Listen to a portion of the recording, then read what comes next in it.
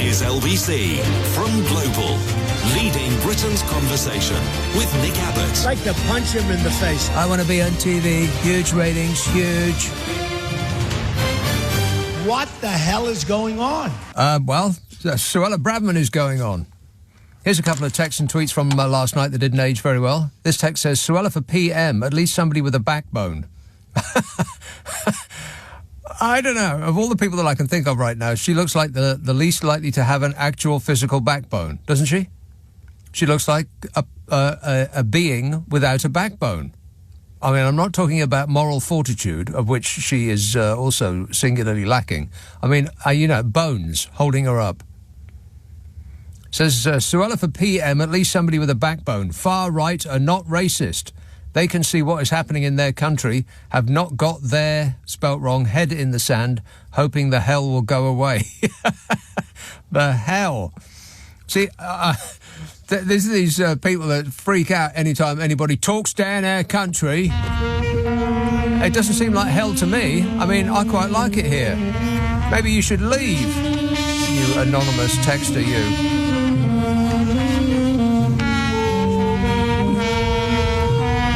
Yeah, thank you, Your Majesty. Not my queen. Sue texts, no, Suella shouldn't go. She is the only non-woke MP we have. All the others don't stick up for the British regarding refugees, marches and multiculturalism and the police.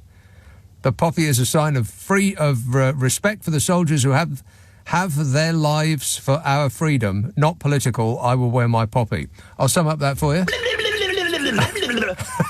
Couple of texts that didn't age very well. They came in last night.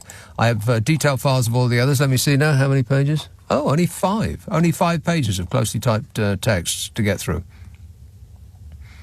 This says, hi, Nick. Before Bullseye, Jim Bowen. We were talking about, don't ask me why. I have no idea.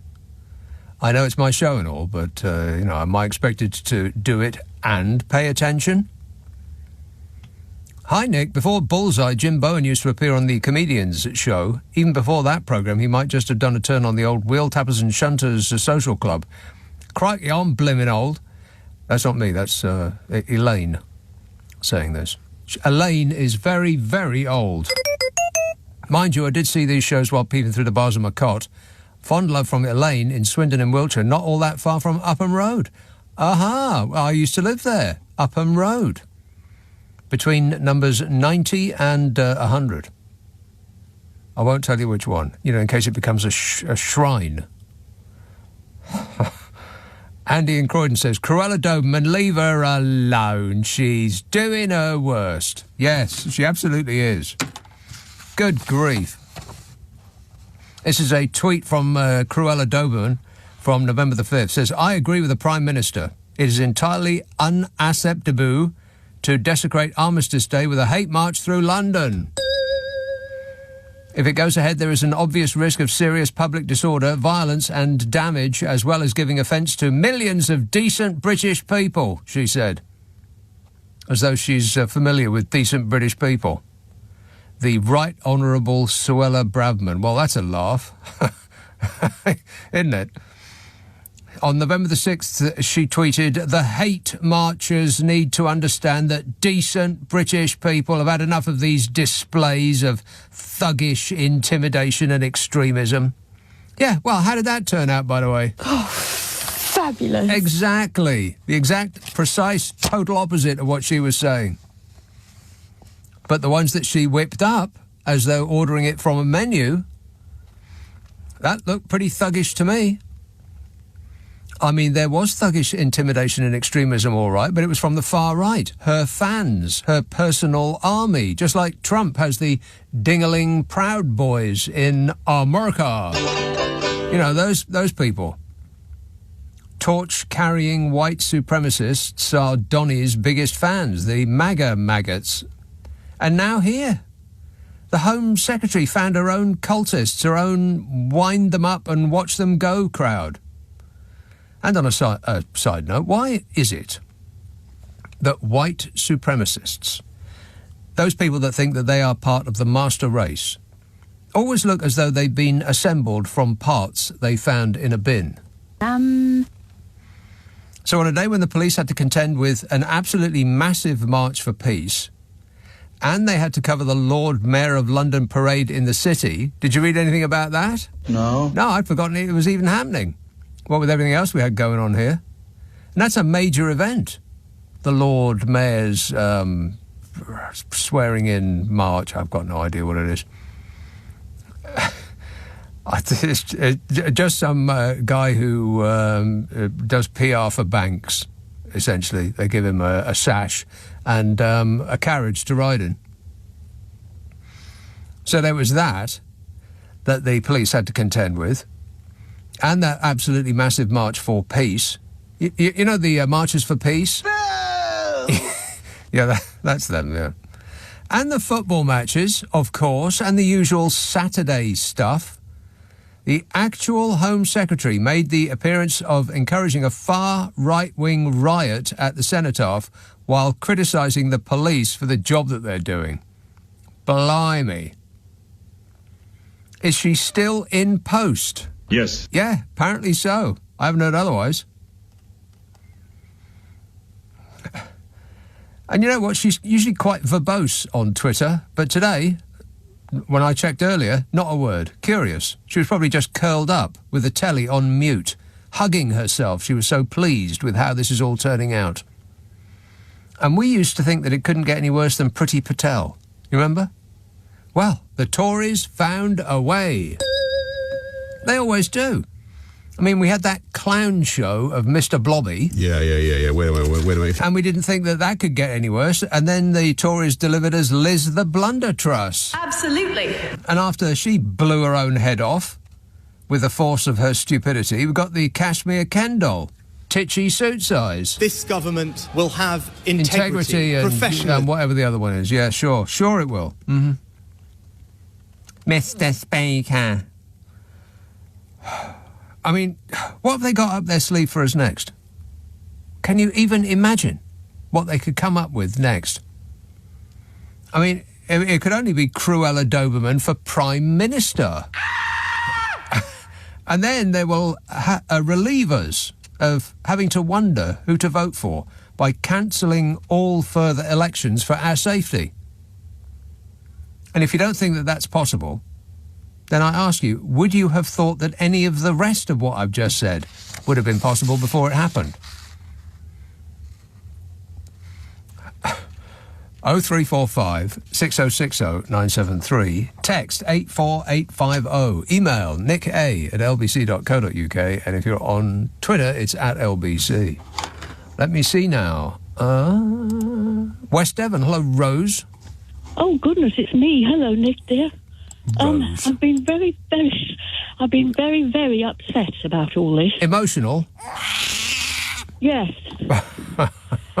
Well, I have. Well, I mean, you know. Yeah. I think the answer to what you just said is that it's happened incrementally. But, What, like boiling a frog, you mean? Oh, don't. I hate that image. So does the frog. I mean, the thing is, yes, well, what have they done to this country? I've jotted down notes here, and I'm even then I'm just speechless. As Secretary of State, her duty is to protect us, and she incites fascist mob violence at the Cenotaph. Yeah, what's wrong with that? It's the perfectly natural and patriotic thing to do, Rose. Don't you love our country? Well, I did. I did. And now we have...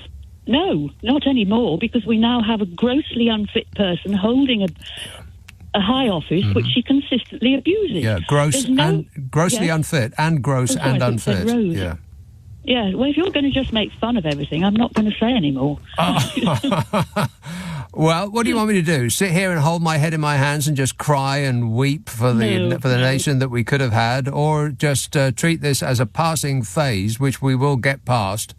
And it could be either better or worse. Yeah, everything is passing phase, Rose. Yeah. In the depths of the COVID nightmare, if we'd known that in about a year we'd have been through it and out the other side, then it would have made everything a little bit better. And this is a passing phase too.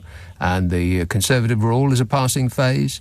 Suella Braverman is a passing phase. Titchy suit size, he's a passing phase as well. Mr. Blobby, he's passed already. Yeah. Wait a minute. Yeah. Yes.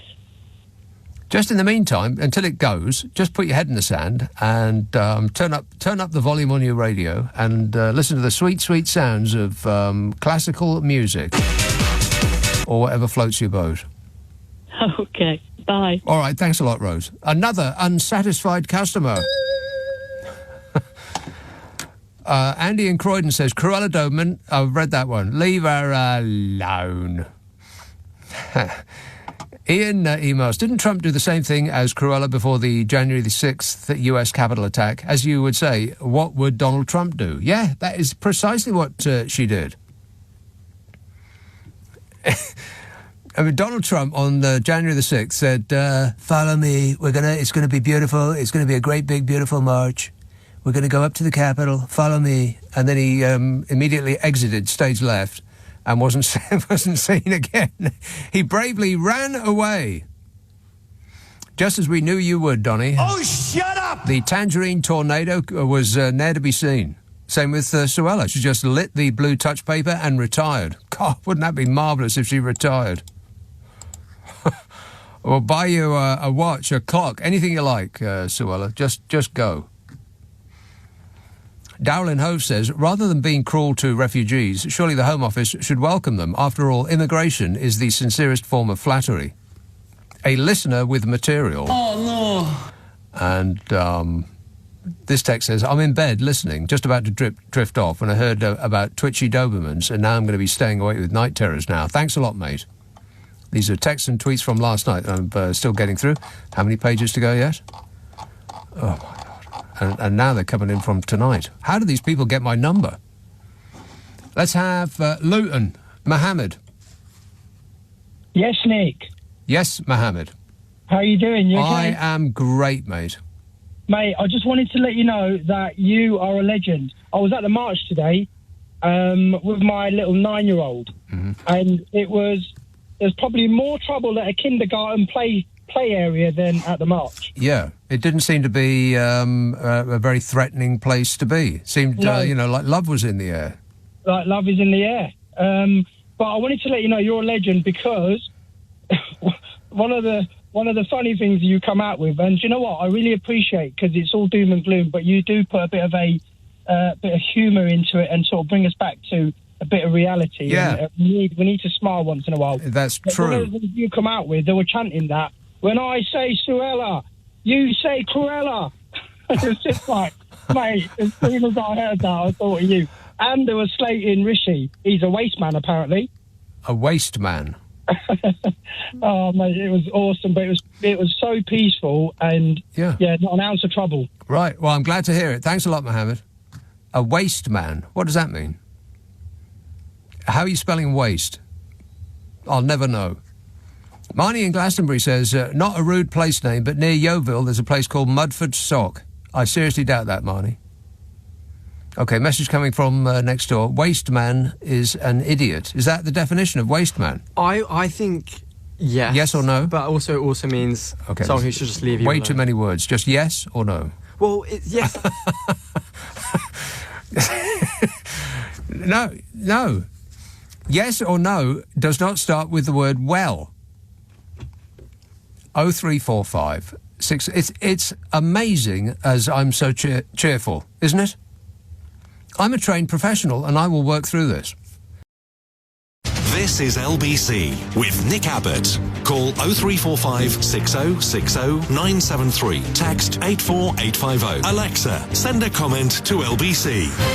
Hang about, Nick. Listen. Now, what I'm trying to say to you is this, Nick, right? Marnie in Glastonbury, I don't know whether I've read this out loud. I've read it in my brain. Marnie in Glastonbury says, not a rude place name, but near Yeovil there's a place called Mudford Sock. I think I did read that out, didn't I? That's allied to this text, which says, I live near a place in Thanet called Dumpton Gap. I very much doubt that. Someone from Canterbury says lefties can never resist resorting to very personal insults. They never learn. The nastiness, which could be construed as close to bullying or racist, is telling. If they're not careful, they'll let this lot in again. Wow, that's a twist at the end there I wasn't expecting. So the right-wing government busies itself making people's lives miserable, but you can't call them names because that would be mean. Yeah, got you. Okay. Just as long as we know where the line is. You can make people's lives miserable, but just don't call them a nasty name. Mean, that is. Rob says, there's a village near Stansted called Ugly. There can't be. Also, 2 places in Norfolk called Little Snoring and Great Snoring. Well, that sounds about right. Norfolk, yeah, that sounds right. Let's have Ashford, Milan. Hello, Nick. Yes, how are you? Milan. Great, mate. I've got a theory. Now, you may think that I've got a point, or equally, you may think that I'm the dumbest person on earth. And I hope it's the former and not the latter.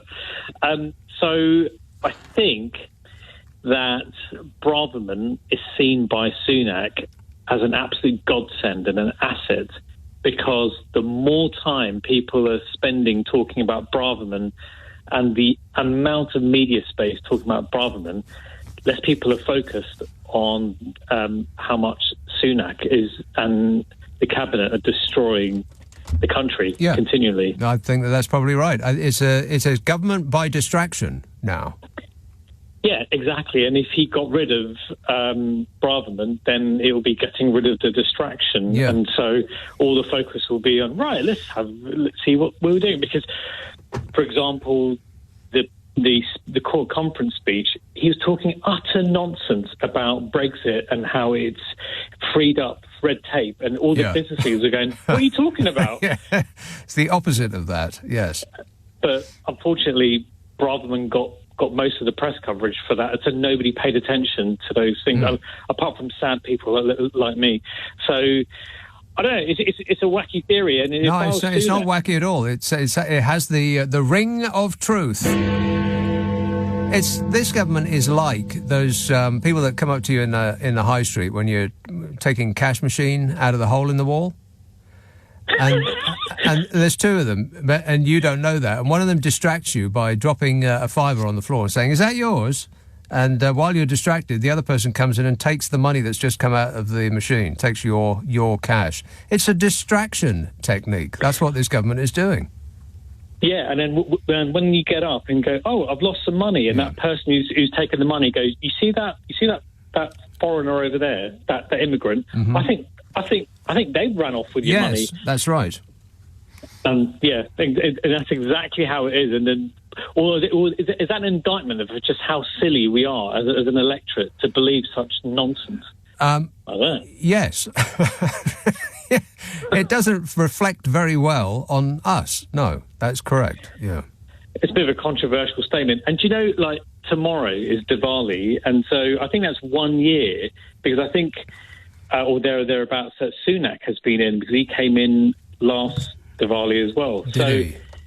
His year scorecard, Nick, out of A to F, what would you give his scorecard?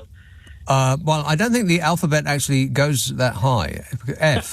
I mean, I would say Z, but is there a letter beyond Z that I'm not familiar with? I mean, I said last year, because everyone said, oh, yeah, it's great for diversity and representation. Oh, and please. No, it isn't. And I phoned in and I said, hold on a minute.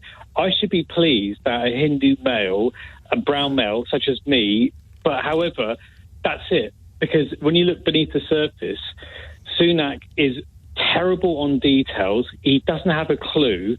He talks utter nonsense. He lies. And he doesn't have much compassion, as he demonstrated. Yeah. That's exactly like Johnson. So he hasn't really changed everything. He's just a different shade of colour to Johnson. People misunderstand. I firmly believe that they don't quite get that it is not multiculturalism. It's not like a broad rainbow coalition at the Conservative Party. They're all the blooming same, because it's not about brown and white and all the rest of it. It's about money and not money. He would not be there if he was not a billionaire. No, exactly, and his connections and whatnot. So he brings no diversity of thought. He's actually similar to Johnson and similar to everyone else. Completely, yes. But it's if you're going to have a party that represents that comes out with racist, unpleasant stuff, it's more difficult to criticise if the person saying it has a brown face. Yeah, exactly, and it's almost like, can I say something controversial? Oh, no, not again. It's almost like they're saying, do you know what?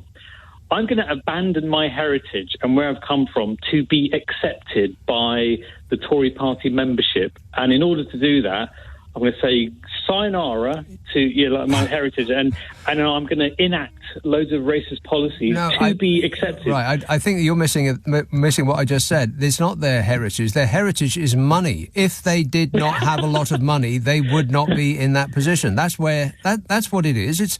It's not the colour of the skin. It's how much you've got in the bank account. That's the difference between the Conservative Party and any other party. It's all about the money, honey.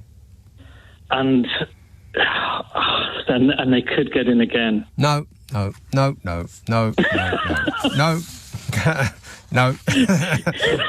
It's a big fat no from me. No. They keep trying. I've seen the latest poll. Yeah, they keep trying to encourage us back to the Conservative Party, but people are just they're so appalled and disappointed, to put it mildly, by everything that is going on, that they don't stand a cat's chance in hell. Even though, at the moment, people think that they don't... I don't think the polling is quite accurate, because I think that when asked by a person with a clipboard who you're going to vote for, I think it's not really, at this moment, socially acceptable to say Conservative. I mean, some people will say it out loud because they just don't think about it that much, but other people that have dallied with the Conservative Party before, they don't actually want to say it out loud because it's a bit, it's a bit like not the done thing. But when they're in the privacy of a plywood booth with a nylon curtain behind them, I think that a significant number of them will put a cross in that blue box, but not enough to make it happen for them this time. On a happier note, have you seen any good films lately? Well, not new ones. No, I mean I can rack my brain as to what I've come up with to see on telly. Oh, the Founder is quite good. It's a film McDonald's. about how McDonald's was started. That's pretty good. That was really sad at the end. I was kind of lump my throat when I don't want to ruin it, but I mean it's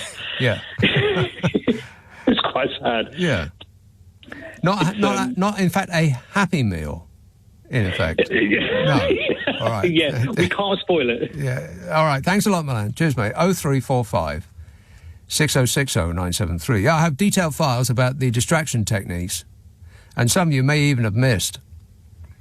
They are throwing them at us like confetti. In fact, some of them are being wasted.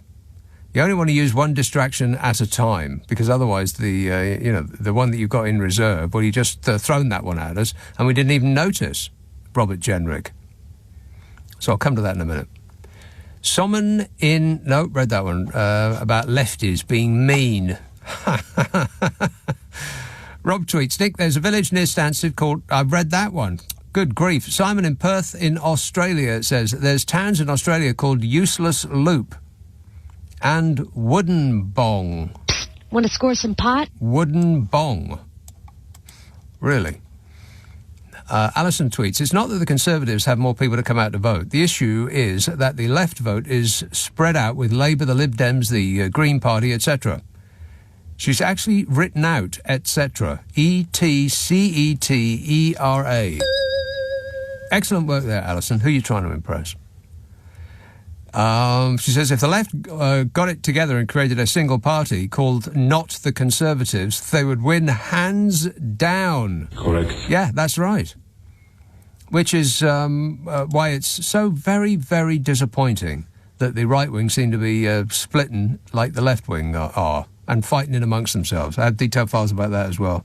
Two of the major stars of the Conservative Party are at each other's throats, apparently. Can't stand each other. And whereas before they were in love, LUV.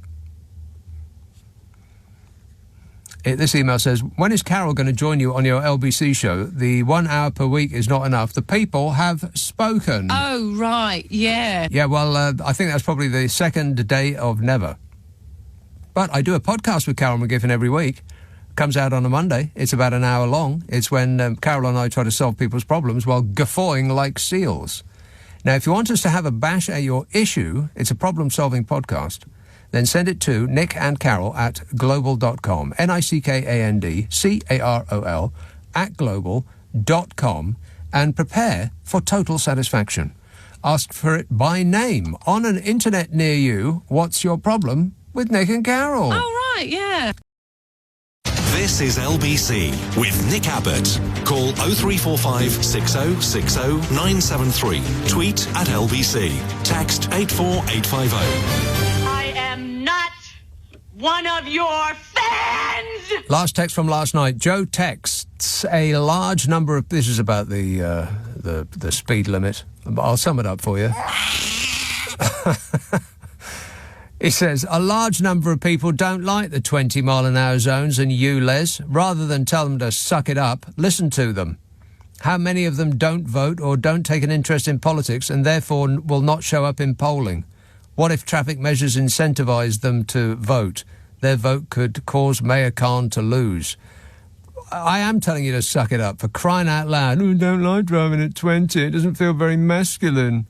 It's not like a game, you know. It's not like a video game. I want to go faster. Oh, God.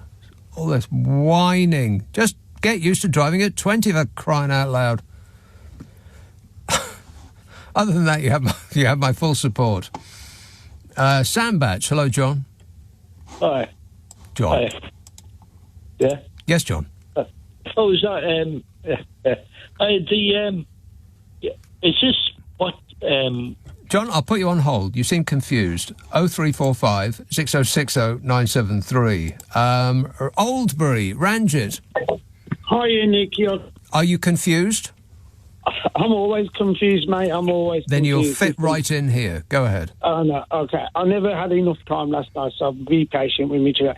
You know, this Suella Braverman, you know, in the 1970s, the late 70s, yeah, Margaret Thatcher, when she was electioneering, okay, in her manifesto, she put down that I'm going to help to repatriate people back to their country, right?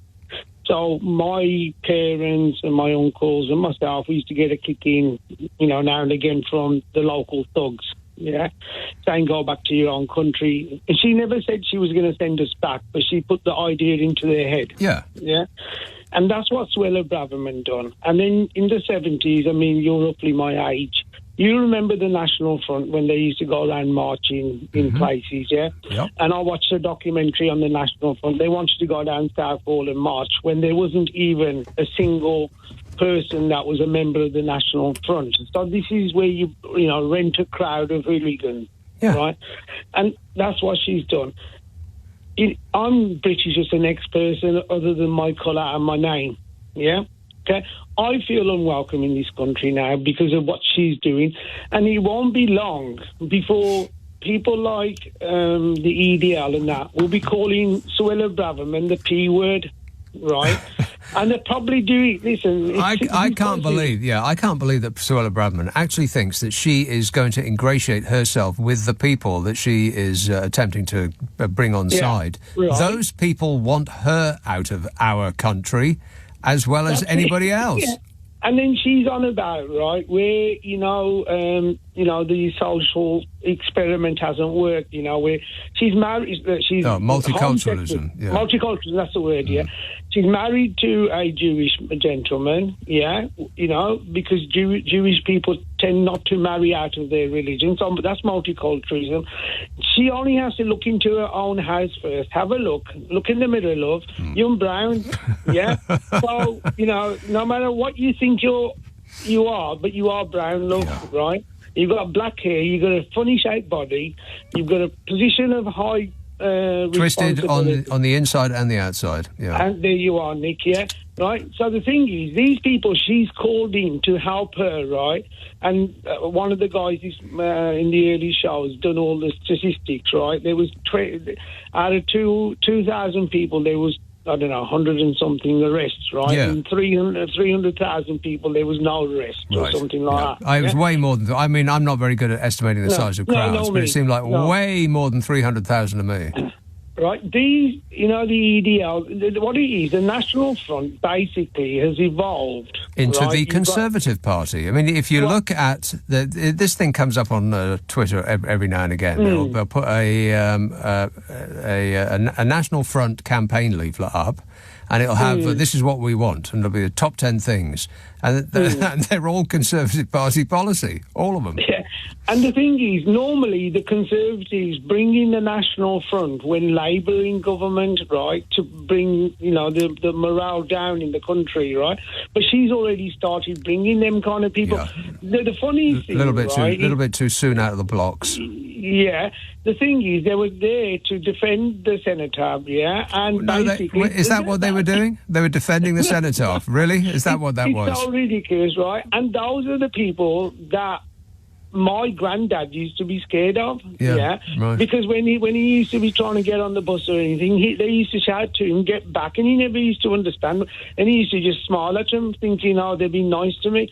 But now, right? No, not nice. No. Yeah, the ideology of the EDL is from the Nazis, isn't it? It's just evolved a little bit more. So how can the Jewish people expect, right, descendants of the Nazis to look after them?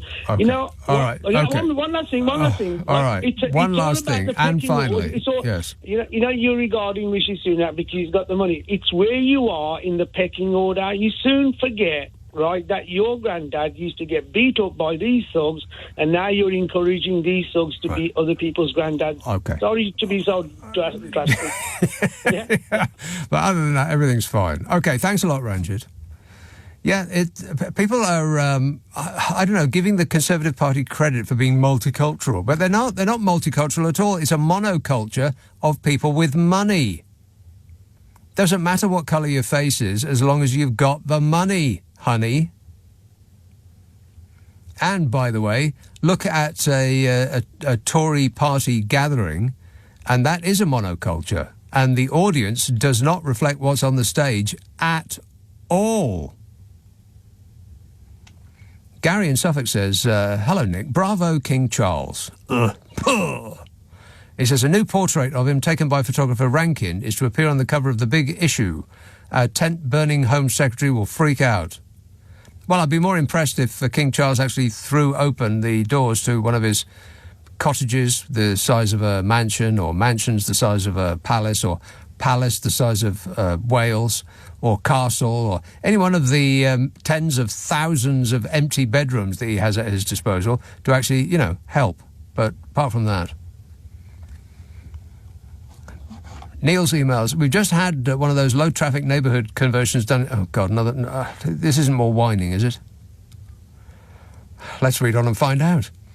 We've just had one of those low-traffic neighbourhood conversions done in Streatham, says Niels. This was done after a public consultation with the locals, the majority of which were in favour. The difference it has made is incredible. No more numpties speeding up and down, no more hooting and incessant noise. I can actually have my window open during the day. However, this hasn't stopped some of the permanently furious brigade who have gone around ripping the cameras down, vandalising the signs and complaining about it vociferously. Yeah, like this. I don't like it. It's not like it used to be. God. I am so sick of other drivers. Like, I really, really am. Everybody else on the road is a total moron. Don't forget that. Always keep that in mind. This text says, what's the difference between Donald Trump and Cruella? One incites riots and creates havoc with their tweets. The other is the former president of the United States of America. Yeah. Very, very nice people on both sides. Email from Tom says, my dad wants to know if you're interested in his Rolling Stones impersonation. He sounds just as bad as Mick Jagger. If not, he can do Elvis. Well, let me think about that for a minute. No. No. It's a big fat no from me. Let's have Northwich. David. Oh, hello. Oh, hello. Yes. I was quite surprised, actually. Suella's army, who marched down to the centre. Yeah. You wouldn't think that many people actually been banned from the football, would you? But obviously they have. Right. And another thing. And another thing. I don't think Labour are going to get in, you know. Yeah, they will. Mm-hmm. No, they won't. Have you seen the latest polling? I've seen the polling, right. And 2 weeks ago I seen the polling, and then this terrible conflict happened in the Middle East, and the media virtually, even LBC had a whole hour on it where they just tried to trip Keir Starmer up over the division in the Labour Party, and they just thought, well, if you're going to use an excuse for blowing babies to pieces in Palestine as an excuse to have a go at skier, yeah. I mean, that's just going to show you what's going to happen in the future. We ain't seen nothing yet. No, this is going to be, without a question of a doubt, the dirtiest campaign in British history. Oh, there's no doubt about that, and they'll never get in. I bet they will. All right. I'll bet you 2p. Well, I'll raise you 2p, and I'll say 3p. Well, I don't know. It's getting a bit rich for my blood. Let me think about it, David. Cheers, mate. 0345 6060 973.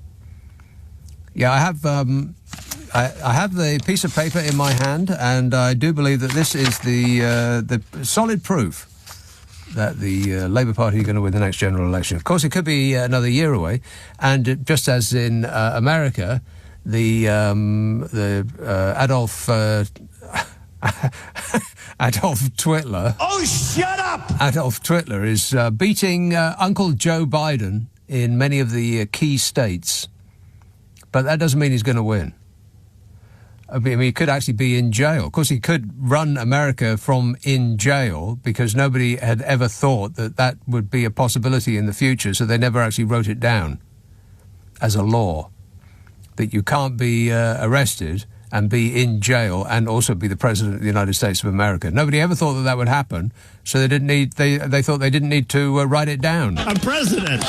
Can you believe it? He actually said that. I mean, he was on stage. I can remember that thing, and he searched around, and I think he was surrounded by military personnel. And he just looked around and said, I think he was applauding himself, and he said, "I'm president. Can you believe it?" No, Donny, we're still stunned. But, things could turn around in America just like they could here. So nothing is certain. The future has not been written. Affirmative. Yeah, don't forget that. This text says, I've just heard a TV news reporter say that there is a sense of relief that the protest passed peacefully. Has she been watching a different event? You can't separate the violence from the far right from the overall event when assessing the day. One inevitably led to the other. Oh, get lost. No, it didn't. Many more people, including marchers, will be arrested over the next days and weeks. How'd you know? The word doesn't fit. What word? The police were attacked, 120 plus arrests so far. If it wasn't as bad as it could have been thanks to the police. It wasn't as bad as it could have been thanks to the police. Yeah, appreciate it. Thank you. I passed the cenotaph last night in the car, and like a group of poor coppers were standing erect around the cenotaph. I would imagine they had to stand there all night long. God. All because of Suella Braverman. She said 2 of them are in hospital. Plenty more will be arrested because of their misconduct over the next few weeks. What's happening right now will do throughout this evening. What is happening right now and will do throughout this evening. You're very, very confused. Well, you're confusing me. But as to your main point, you can't separate the two events, the far-right storming of the cenotaph and the completely peaceful, family-oriented march for peace, which numbered, I don't know, many hundreds of thousands. Of course you can separate them. It's an absolutely ludicrous thing to say, because one led to the other, and it did not inevitably lead to the other. It led to the other because a certain twisted individual made it happen. So many would assert, me included. So you got that wrong. What else have you got?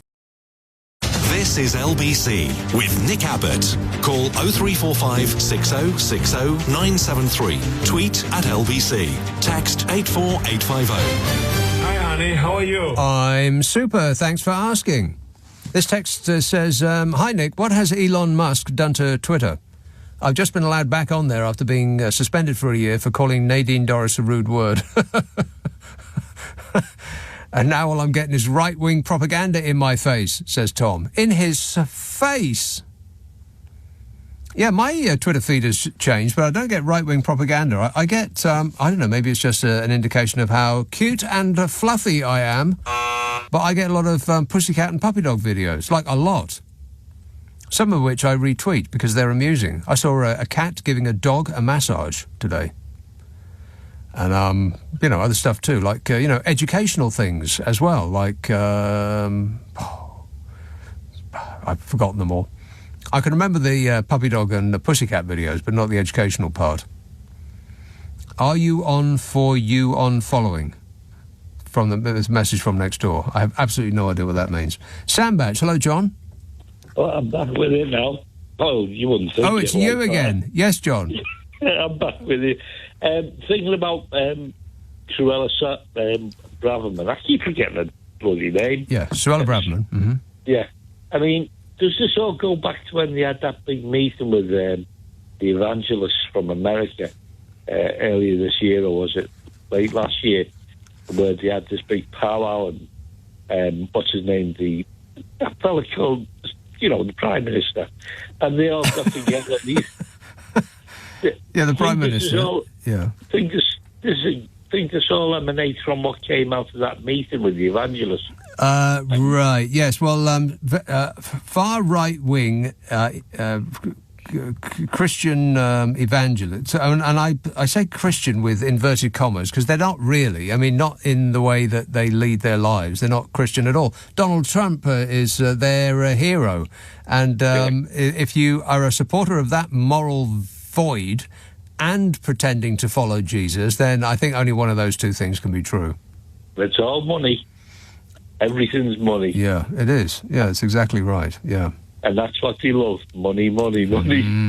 Yeah. And that's what it's all about. Yeah. And she'd be wearing bother boots next, won't she? They would suit her literally down to the ground. Yeah. And they'll give her the department of looking after abortions. The Department of Correction. Well, she actually has the Department of Correction already. Yeah. Don't treat me like that. I'll kick your head in. Yeah. All right. Sorry about thanks. that. All right. A little bit carried away. All right. Thanks a lot there, John. 0345 6060 973.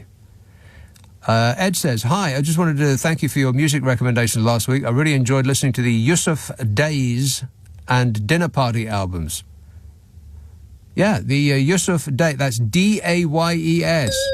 Yusuf Days is one of my favourite albums of the year so far, along with the Rolling Stones. Rock and roll! And the Dinner Party albums are pretty good, and, Robert Glasper is always on heavy rotation over at my place.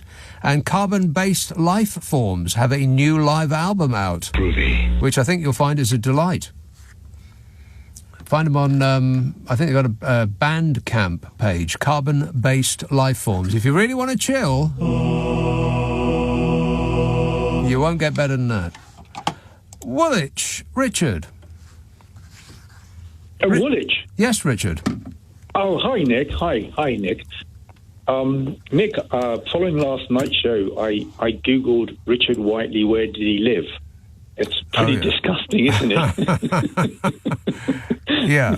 You'll have to listen to last night's show to find out more, but I just can't bring myself to say that word anymore. No. And he was the mayor of that place as well. Amazing. It's extraordinary. Yeah. But it's not something you'd really want to put on your card, is it? Hello. Yeah, or on Wikipedia. This is my achievement in life. Yes. To be mayor of. Yeah. So but that was quite an eye opener. But I just want My observation on all of this is I refuse to get angry, because I think that a couple of people are getting angry tonight about this government. I refuse to get angry about what happened today, because then they've won. I mean, I know they're trying to manage and manipulate me. Yes. And I'm just... Anger is their currency. Don't fall for it. Yeah, exactly. So I just look at it and... You know what they fear more? Yeah, I know. You know what they detest more than anything else? Autocratic leaders. Mockery. They absolutely hate. They cannot deal with it. Mockery. That's why nobody is making jokes about Vladimir Putin and stays alive too long. Completely right. Mockery, or just being completely ignored as well. I mean, but Mockery in particular. Yeah. I mean, Winnie the Pooh, isn't it, or something that the Chinese guys, Chinese leaders call. You just put yourself on a list there, Richard. Sorry, but just the one thing I'm not angry about this. What happened today? I'm not going to get sort of emotionally involved. But the one thing I found peculiar about the whole thing, the whole day, and the reportage on it, was calling that right-wing group counter-protesters. Yeah, exactly. Like they were countering an equal and opposite force from the other side. Yeah. Yeah, no they weren't. Yeah, precisely, because, I mean, that's kind of basic Newtonian physics. No, you need the equal and opposite reaction, and that just wasn't there, right? It was like Donald Trump after the Tiki Torch march of the white supremacists. He came out and said, very nice people on both sides. Which is totally not true. Completely not so. Yeah. And if the sort of the end of the tunnel light is that Trump and Bolsonaro, I mean, they both got hauled up into court for inciting, right? And maybe that's going to happen. I don't know. Maybe we live in hope. Yes, in America, if you do wrong, then you will face the law, regardless of who you are. In this country, if you do wrong, and if you are of a certain subset of the country, then you will not go to jail, regardless of what you've done. You will go to the House of Lords. That's how things are run here. Yeah, okay, and on that depressing... yeah, that's it. All right, thanks a lot, Richard. 0345 6060 973. Text 84850. Email nick@lbc.co.uk. And if you're on Twitter, it's @LBC. So if you want to hear the name of that place that Richard Whiteley was the mayor of, you're going to have to listen to last night's show. Fortunately, we do put the Friday and Saturday night shows up the internet as a podcast. We take the news and most of the ads out, mostly, which means it takes less time to listen to, which will give you more hours in the day to contemplate what an absolute dream is Suella Braverman.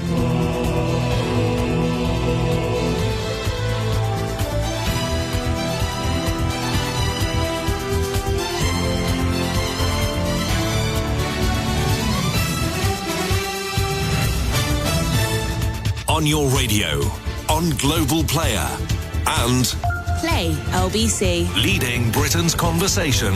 This is LBC.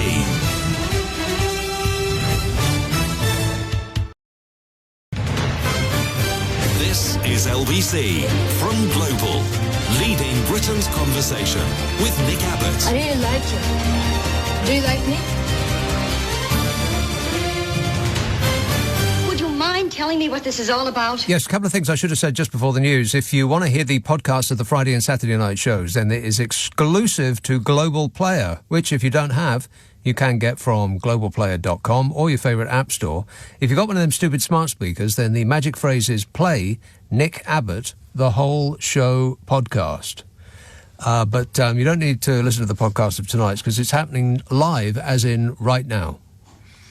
0345 6060 973. Leighton Buzzard. Hello, Gavin.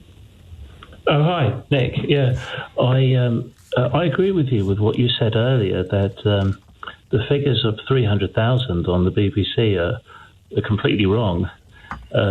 We were there at the start of the protest, my girlfriend and I. Yeah. And it was supposed to start at 12:45. It started at about 12. Then because they had to gather all the hate before they started off. Yeah. Well, by the time we got to Grosvenor Place, near Buckingham Palace, we went into a Sri Lankan restaurant, and it had glass walls at the front, and we sat down and had a long meal, and a stream of people were going by, and by the time we left, it was still huge. Then we got through Vauxhall Bridge. Hang on a minute. So you started on the march. You thought, forget this for a game of soldiers. So I'm going to have a meal. And you watched the march go past your window, and it was still going by the window after you'd finished the meal. Wow. Yeah. But the actual sort of 300,000 just doesn't seem anywhere near that. No. But how can we find out?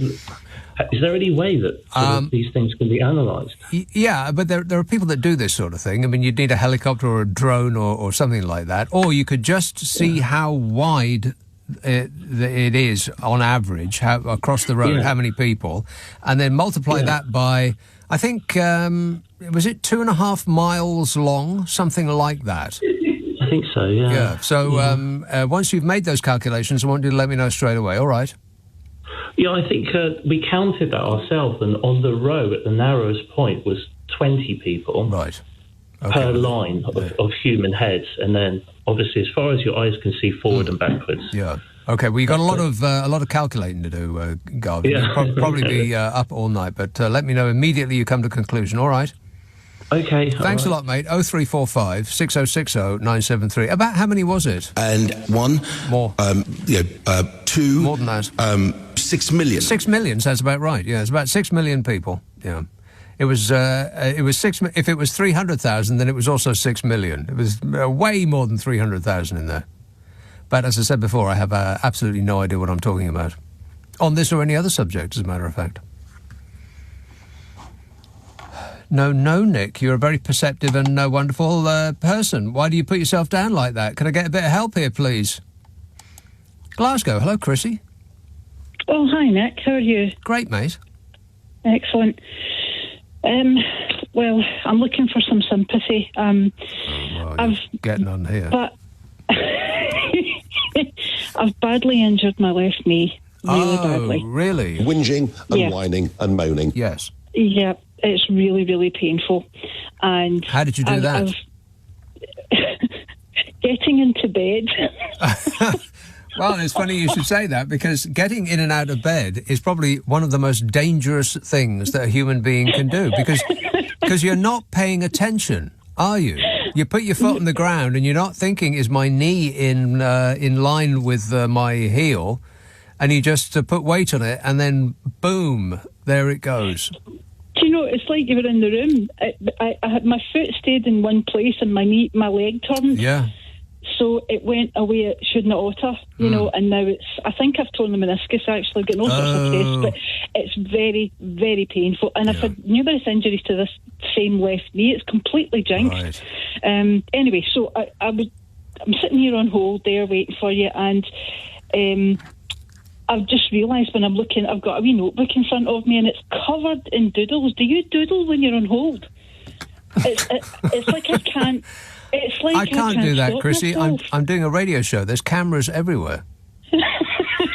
No, but I've kind of sat, but you don't even realise you're doing it. And then I sit back and I go, I've drawn a snail. And because I'm creative, but I'm not artistic at all. I draw a stick man with no limbs, I just can't do it. Yeah. So I'm looking at these curlicues and little love hearts and little squares, and it's pathetic, really. Well, it's not pathetic. It's just the mind using that device in order to, get carried away with itself. Is that what it's doing? I think as well, I'm just trying to distance myself from as you've said, catastrophic clown show before. The pain is awful, yeah. Well, before I forget, let me give you this excellent piece of advice. What? Physiotherapy. It's the only thing that... because I walked around on a crutch for about a year after 2 operations on my knee. And... I thought that was going to be how I would get around for the rest of my life, and it means that, or it meant that, I couldn't really decide just to get up and go somewhere. I had to know that it was going to be a short walk, and it was definitely going to have to be worth it when I got there. Otherwise, I wasn't going to start in the first place. So it just takes away a lot of your freedom, and I'm not suggesting that I am unique in this or that I had it worse than anybody else or anything like that. But it did sort of restrict my horizons until somebody sent me to a physio, a private. Now I'm going to have to say something that some people might not like, but the NHS physio that I had was terrible.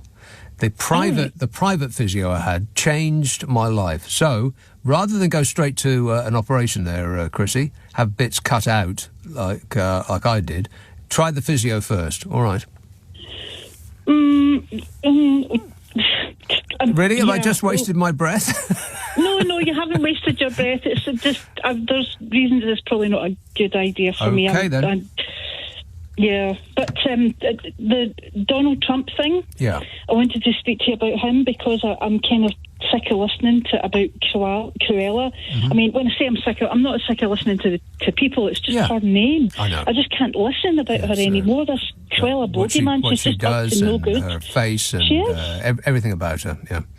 I wish she's not sacking her.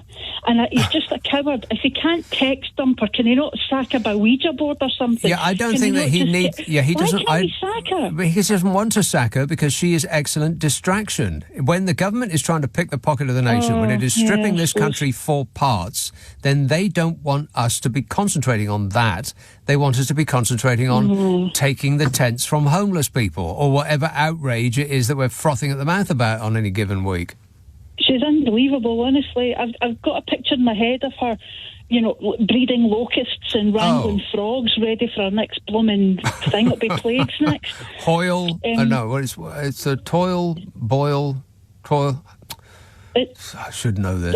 Bubble and squeak. Bubble and squeak. Yeah. Mm-hmm. I'll have the bubble and squeak, please. That's what the witches say at the beginning of Macbeth. Yeah. That's right. But Donald Trump wants his trial by media. Yeah. He wants media there. It's going to be huge ratings. No one will ever see such huge ratings. It's going to be huge. Well, that's just it. He hasn't made a fuss about cameras being in until now because other people have been in. He just wants them for himself. That's right. Yeah. He'll come in with a sparkly tie. There'll be ushers in the courtroom dishing out ice cream. The judge is going to be eating his popcorn, and it's all going to be very, very nice. But if you get his indictments in order, you'll get extra points. If you get it in order, you get extra points. That is correct. Excellent work there, Chrissy. And trust me when I tell you want to go to a physio. Not a surgeon, not straight away. And the best of luck with that. And be very, very cautious when getting into and out of bed. Or sitting up straight or getting up from a seated position or anything. I bet if you asked physios and... knee doctors and hip doctors and all the rest of it, what's the most common way that a person gets sent to them for having just done? I know that's a terrible sentence, but I sort of fell into it.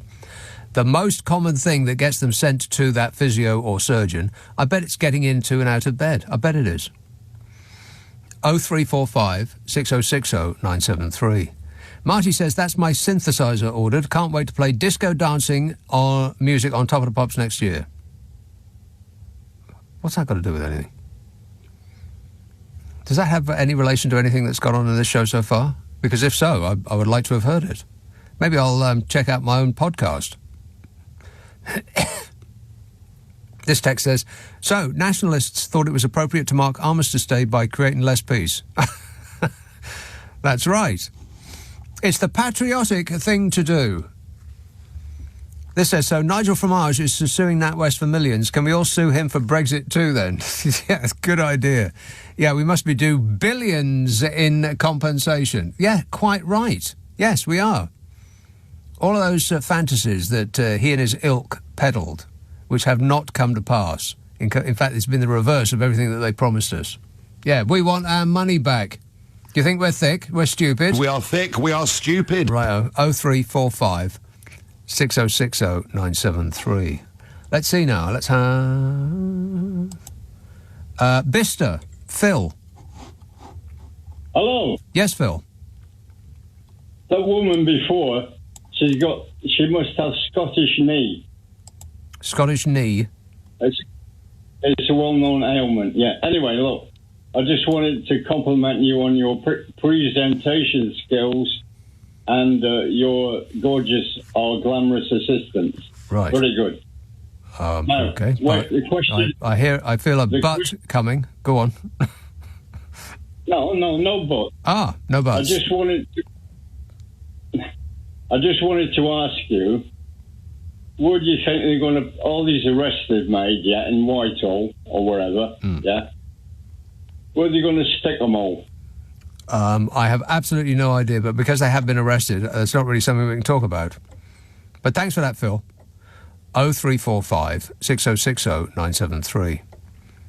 But that is a good question, though. Where are they going to stick them all? Yeah, where are they going to stick them all? Email from Barry says, can you wish Isaac a happy birthday with a tune of the birthday song? He's 16 tomorrow on Sunday and listens to every show. He said he will thank you later. Actually, he will thank me now. Yes, of course.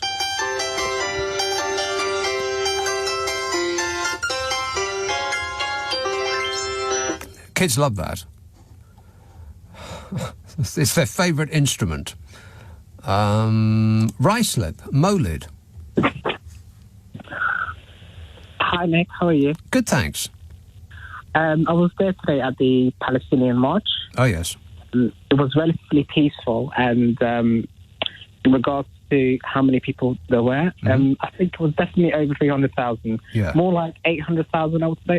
Obviously, I don't have a calculator, but... well, you're just saying 800,000 because that's the other number that you saw in the media. Yeah, I would say more to 800,000 than to 300,000. I would say so too, yeah. It's the biggest march I've ever seen. I've seen many marches in London with an aerial view, and I've never seen any march that's quite that big. Yeah. You know what I find really, really hilarious?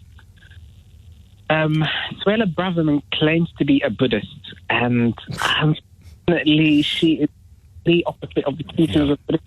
Well, it's like all of these politicians that say they are guided by their faith. They seem to act in the exact opposite way of whatever faith it is they're pretending to follow. I mean, the Buddhism is basically the teachings of this is discipline, meditation, wisdom, which she doesn't have, and I just don't get it. And the funny thing discipline, is that and definitely no wisdom. Definitely no wisdom. That's true. And what I find really also funny is that Tommy Robinson, the one that came to the counter-protest, quote-unquote, which I think is ridiculous. Just call it far-right hooligans. Yeah, it's not a counter-protest. It wasn't anything of the sort. No, it was completely separate events. The two did not cross, as far as I am aware, and the Peace March did not cause the right-wing riot. No, it didn't. When we were passing past Pimlico towards the Vauxhall Bridge, there were some of these hooligans that were shouting abuse at the people that were walking towards the bridge. Right. And they had to literally stop them from getting to us. They were just shouting awful abuse. And I was thinking to myself, wow, you literally came for where they came from, but they just came from out of nowhere and started shouting abuse at people. Yeah. And there were kids there, there were elderly people there, people from all walks of life. It's just an ordinary Saturday over at their place, that's right. And I was just talking about Tommy Robinson. It's just that, he actually escaped in a taxi that had the pride flag on it. Well, I saw that picture, and I'm not sure that it was a pride flag. I think it was it was a multicoloured image for some brand I can't recall the name of. I don't think it was a pride flag, and I don't think. And neither, as far as I'm aware, what I subsequently read, I don't think he escaped. He just made a move at speed from one area of concern to another. But there's a lot of misinformation going around there, Molid. You don't need to dip into the misinformation to come to the correct conclusion. Just read the facts, Jack. But anyway, good work. Thanks a lot, Molid. 0345 6060 973. This email says, Suella is speaking for me and the country. Spelt wrong.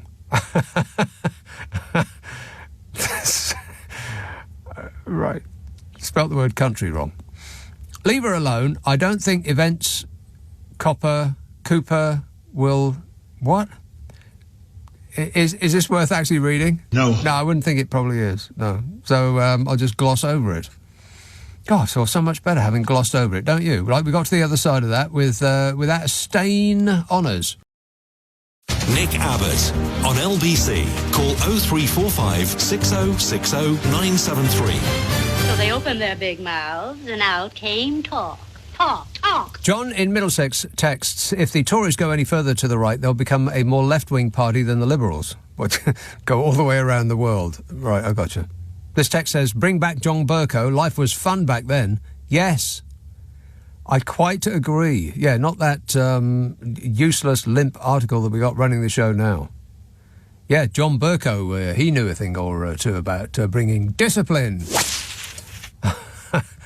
This text says, did the moronic nationalists actually realise that the Allies were at war with the fascist Nazis, not on their side? I was wondering about that. How can you at once claim to be a patriot while wearing a jaunty swastika tattoo on your neck? You'd think that would create some dissonance, some sort of noise in the brain. But apparently not. It makes perfect sense to them. 0345 6060 973. Prague. Ian. Oh, hi, Nick. How are you? Good, thanks. Good. It was actually just listening to your show last night, and you were saying about Suella Braverman, how you think it's an act. Yeah. And I just a very boring person, so looking up a bit about her bio, and I think you're right. I think it's a complete act. The previous caller said that she's a Buddhist, which is completely true. She's a devout, supposed Buddhist. She lived in France for 2 years as an Erasmus student. She used to live in New York. She's always talking about globalists and all the rest of it. Yeah. But she lived in New York. She passed the New York bar exam. She started a charity with Cherry Blair, out of all Cherry Booth. Yeah, it's called African Justice. I mean, all of this stuff before she became this, and just there was another lady on a called earlier and said about her name. Her real name is Sue Ellen. Yeah. Mother named her after the woman in Dallas. Yes, so that's right. Suella. Yeah. And she was, I think if you speak to Jonathan tonight, she was born in Harrow and raised there, so please ask him what happened. He might have some answers. Yeah, I mean, half of the cabinet seem like phonies to me. They're just saying this stuff because, not that they believe it, because they think that it will ingratiate them to a certain element who they want to turn out and vote for them at the next election. Yep. Very cunning. Yeah. Well, not really. No, I mean, pretty dumb, actually. Pretty stupid, because once people realise that they're not really... genuine, then they're not going to feel warmly about them. They'll just feel the public will just feel like they've been had. Yeah. No, I agree. I mean, it doesn't seem like Rishi Sunak is going to do anything about it. Maybe I think somebody else mentioned a good point. It's a good distraction. Exactly. So yeah. And this will be. Yeah, I mean, just wait. The distractions are going to come thick and fast. Mostly thick from this moment on. All right, thanks a lot, Ian. Cheers. 0345 6060 973. Speaking of which, Immigration Minister Robert Genrich, I mentioned this in passing yesterday. Now, everything else, we've been sort of subsumed by all of this stuff coming at us. You probably missed this one. Immigration Minister... You know the Immigration Minister, Robert Genrich? No! Yes, that's him. He's blocked a charity from supporting asylum seekers staying in Home Office accommodation. Which sounds to me like this week's "we're going to take the tents away from the homeless." You know, that was Cruella's little scheme of distraction from last week. And not to be outdone, here comes Mr. Scrub the Cartoons off an orphaned children's welcome centre to see if he can go lower than the gusher of evil that is the Home Office these days. It's like a garden hose connected to the River Styx. Refugee charity Care for Calais has been stopped from visiting asylum seekers at Napier Barracks, where it offers individuals legal and emotional support. The clinics help asylum seekers to understand letters they have received from the Home Office about their claims or about possible deportation to Rwanda. Well, maybe the regime doesn't want to spoil the surprise. You got a ticket to ride. Guess where? Care for Calais, the organisation, has been helping asylum seekers at the accommodation centre in Kent since 2020, before being abruptly told by Clear Springs Ready Homes, the contractor running the site, that it could no longer offer its services at the end of September. They said it wasn't given a reason for the decision. They've also been blocked from entering RAF Wethersfield, another asylum seeker accommodation site, to give haircuts, clothes and shoes. So it... I mean, you could hold your head in your hands and you could get all, hyperventilating and how awful and dreadful and shocking this all is. Or you could take it as, and I know that this is affecting actual real-life people, but it doesn't have to ruin your life too. The charity has been blocked from entering RAF Wethersfield to give out haircuts, clothes and shoes. The local church is instead having the charity help people from the local church, which is several miles away. The local church now being an enemy of the people. Internal emails obtained under the Freedom of Information Act and seen by the I newspaper reveal instructions came directly from Mr. Genrich's office. Oh, fabulous. Yeah, this guy, Robert Genrich. This year he was criticised after telling staff at an asylum reception centre to paint over wall art depicting Mickey Mouse. M-I-C-K-E-Y-M-O-U-S-E.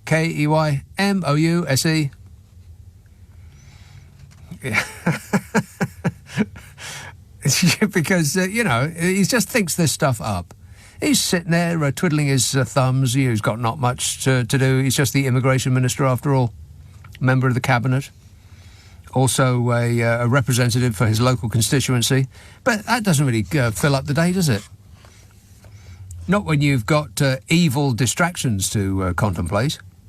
So, yeah, he just thought it up and did it.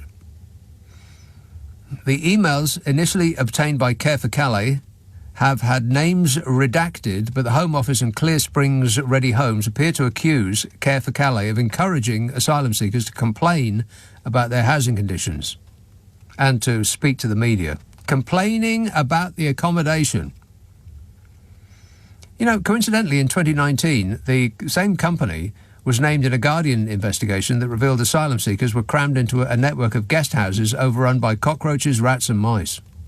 They were run by a subcontractor of the company that runs it, which inspected the homes but left people living in them. Why would anybody want to complain about stuff like that? I mean, it's the same contractor, by the way, that the government gave £1 billion of your money to run asylum centres. £1 billion. That is a 6-mile-high stack of £10 notes. Just to put that into perspective. £1 billion. The Home Office did not confirm whether Mr. Genrich's office had made the order. It's like, well, we don't know. At Napier Barracks, Care for Calais had been offering a legal advice clinic that helped asylum seekers understand letters sent by the Home Office. Well, you'd think that they'd want to understand them. Otherwise, why send them?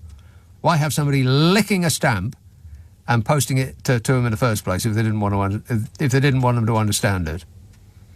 other than to say, it was in the letter that we sent you and you should have ticked it and sent it back to us, and now we're going to have your knees removed because you didn't specify otherwise. Steve Smith, Chief Executive Officer of Care for Calais, said the Home Office was using the asylum seekers as a pawn in their proxy war against refugees. Correctamundo.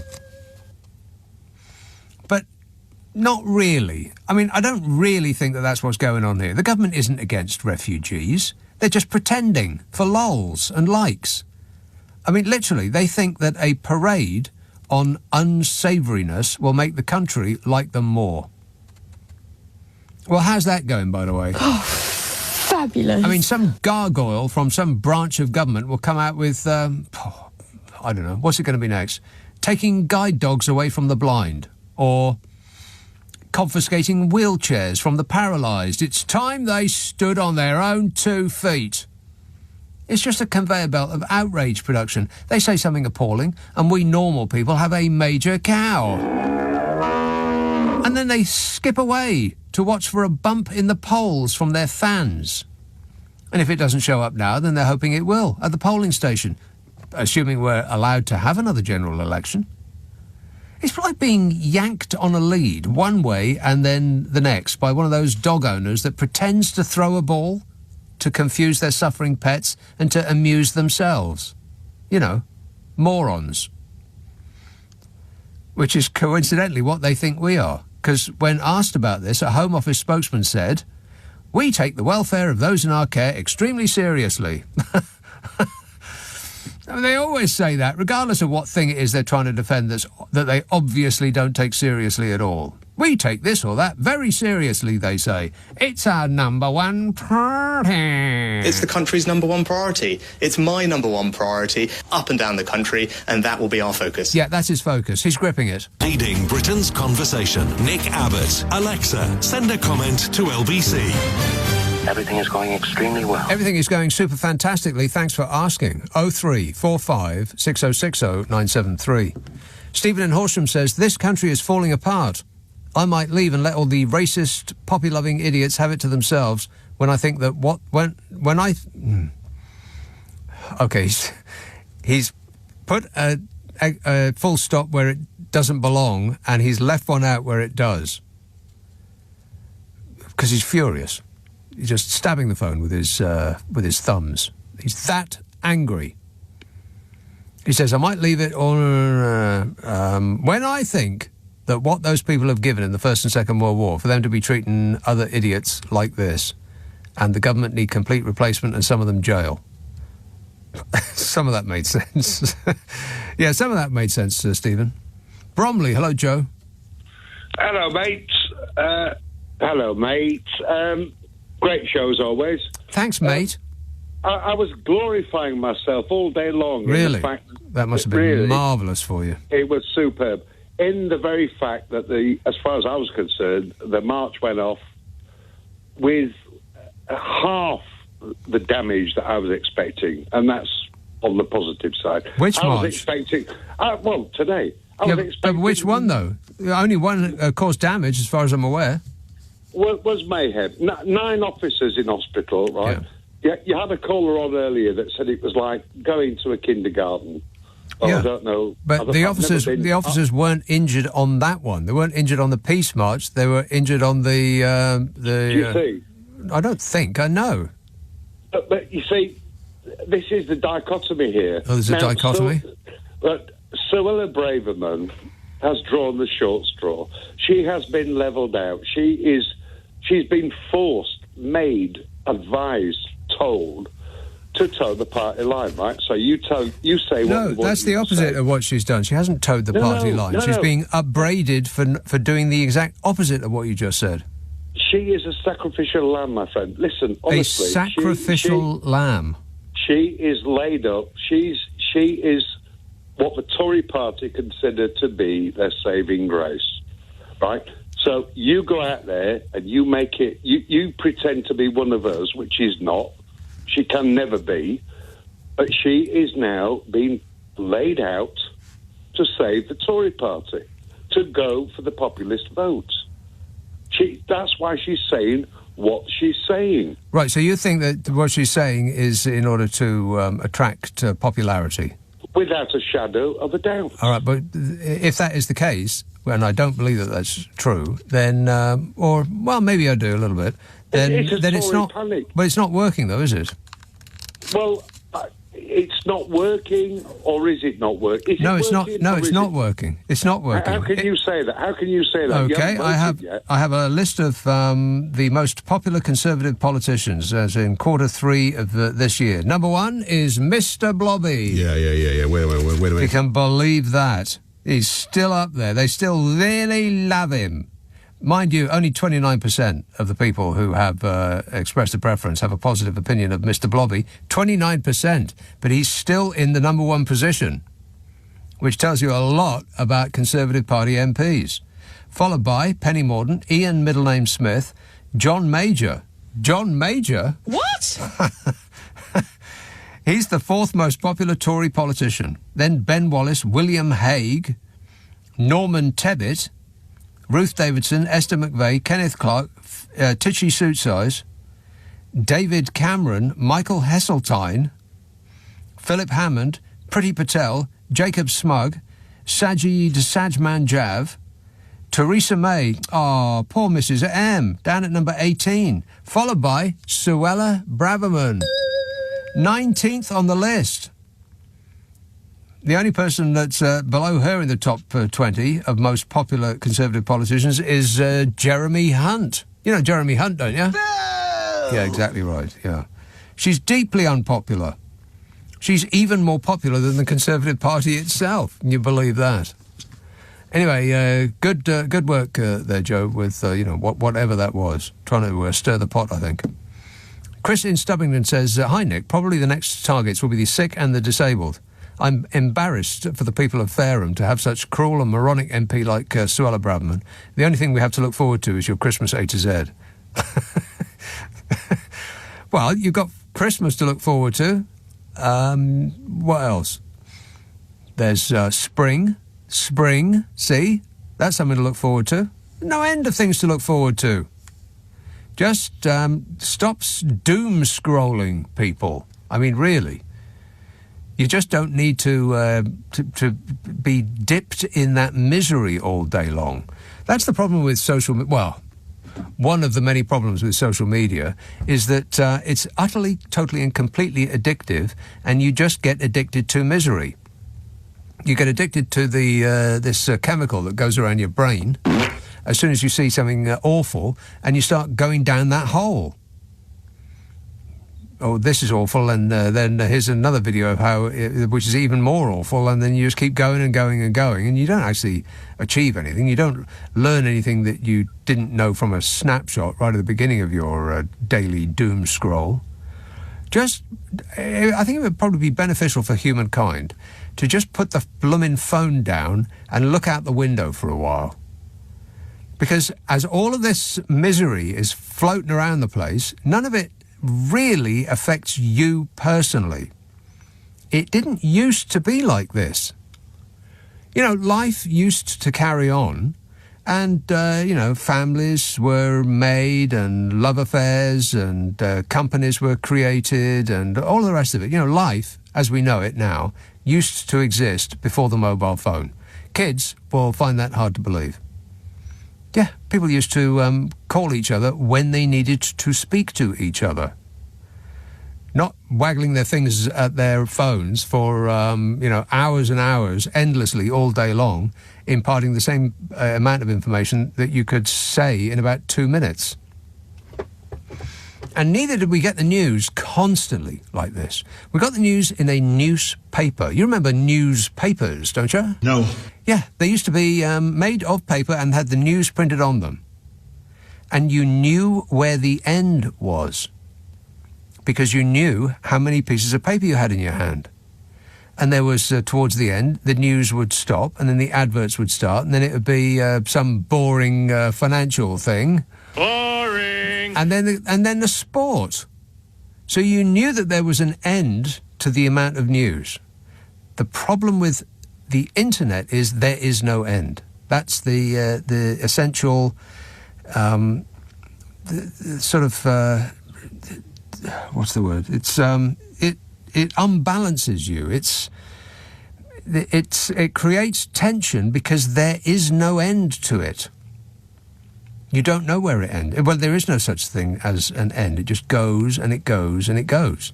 And if you're down a particular rabbit hole, then it'll just get worse and worse and worse. So we used to get our news from a newspaper, which was finite, and we also got our news from either the radio, a 3-minute bulletin, or the half an hour of the 9 o'clock news. And that was it. That was it for the day. We would be in receipt of no further news. And I think at this point, you know what? Give yourself a break. Take a holiday from all of this misery. Because it's not doing you any good, just dipping yourself in it 24 hours a day, is it? And as for social media, it really needs, you really need to restrict yourself. I know I do, because otherwise you think, oh, I'll just check my Twitter feed, and 5 hours later you're still doing it. Turn the computer off and step away from the screen, and you can thank me later. No, wait. I've changed my mind. You can thank me now. Thank you. Leading Britain's conversation. Nick Abbott. Alexa, send a comment to LBC. You're wondering what it's all about, and I can't tell you because I don't know myself. Adam from Slough may explain. He says, Nick, is it a coincidence that the world seemed a lot more peaceful before Penny Mordaunt's Tory conference speech? Stand up and fight.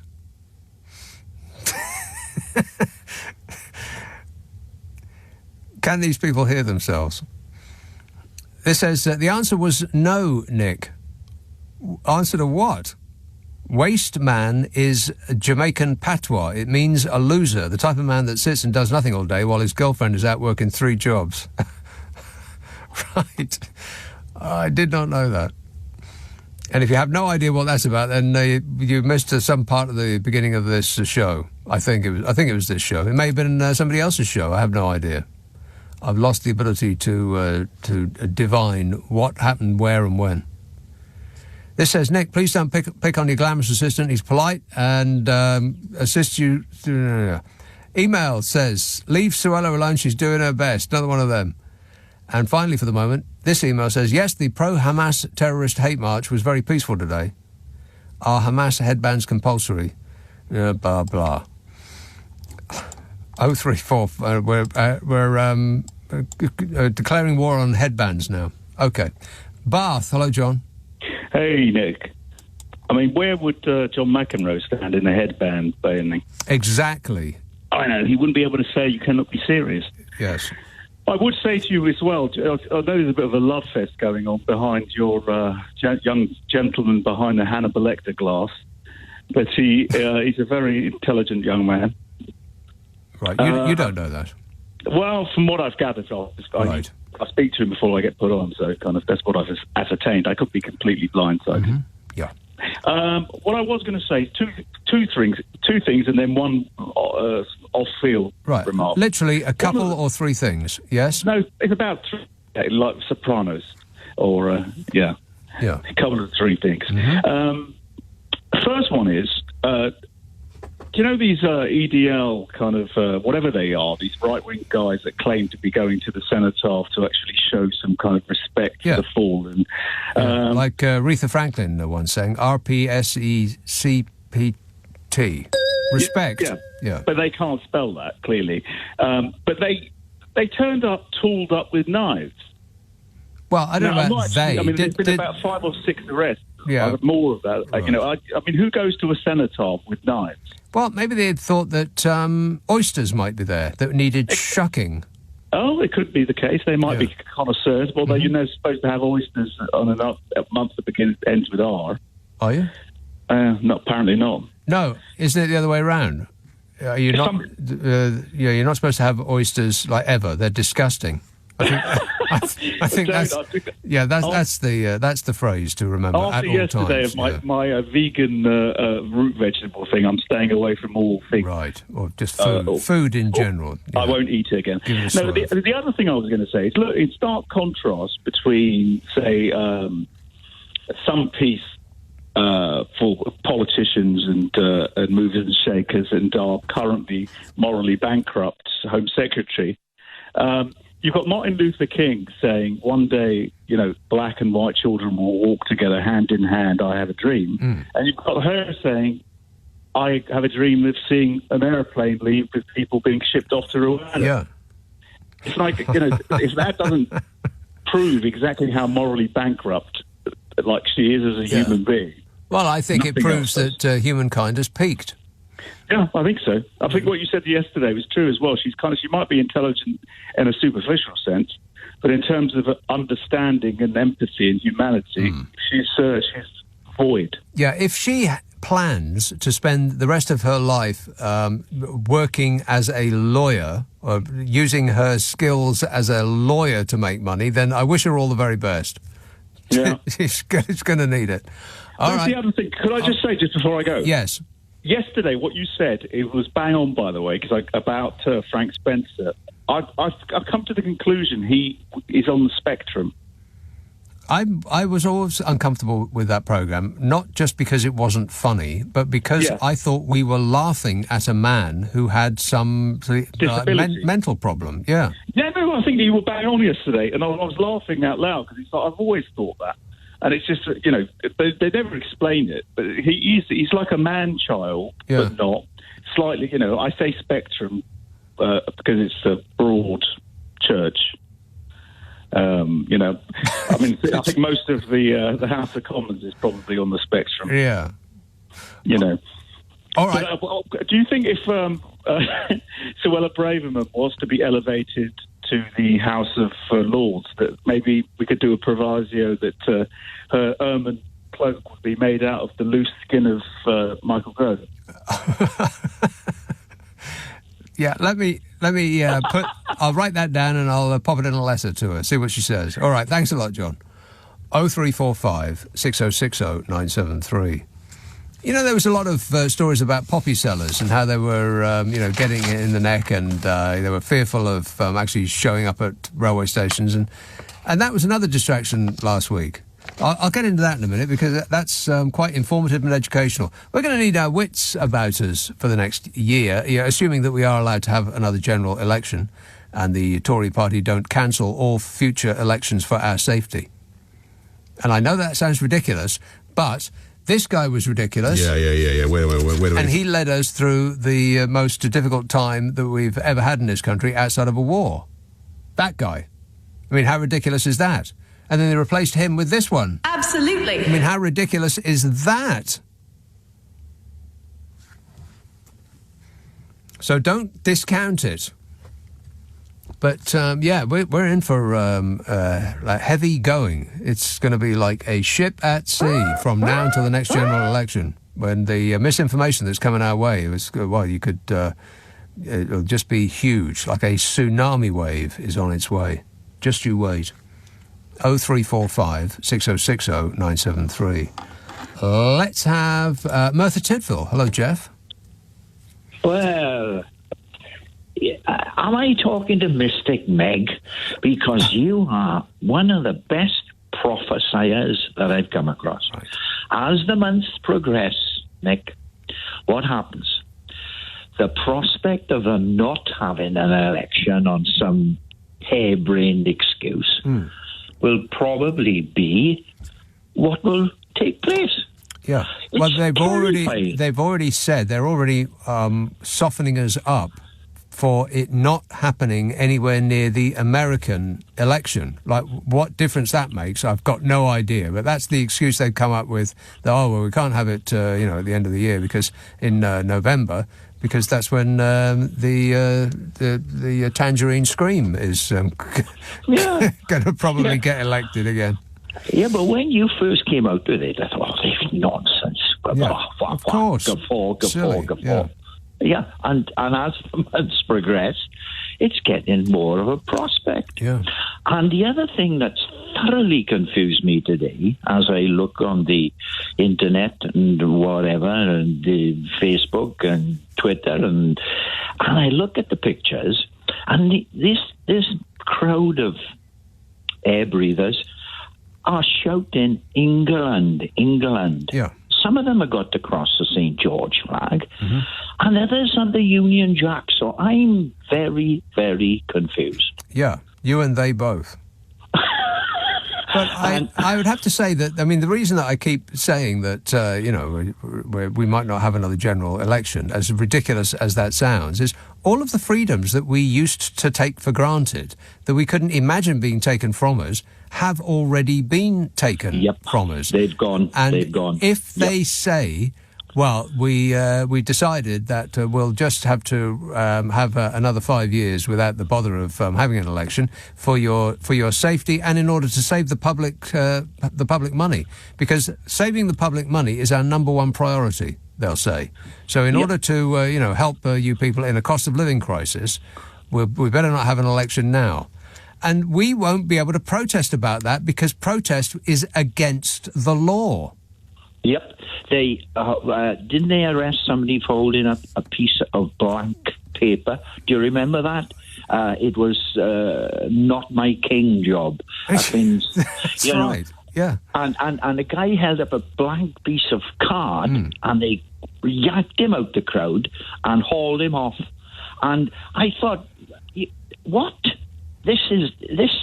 What is taking place? Yes, exactly. What country are we living in now? Have we been spirited overnight into Russia? Because there seems to be definite, not corollaries. They're different. The two are alike in a great number of ways. I fear for your safety. I honestly fear for your safety. Well, don't you worry about me, Jeff. You're on the big list too, you know. Probably. Yeah. All right, thanks a lot, mate. 0345 6060 973. Carlos emails, I'm currently in northern Spain house hunting, and I just switched the TV on in the hotel, and there she is, Braverman.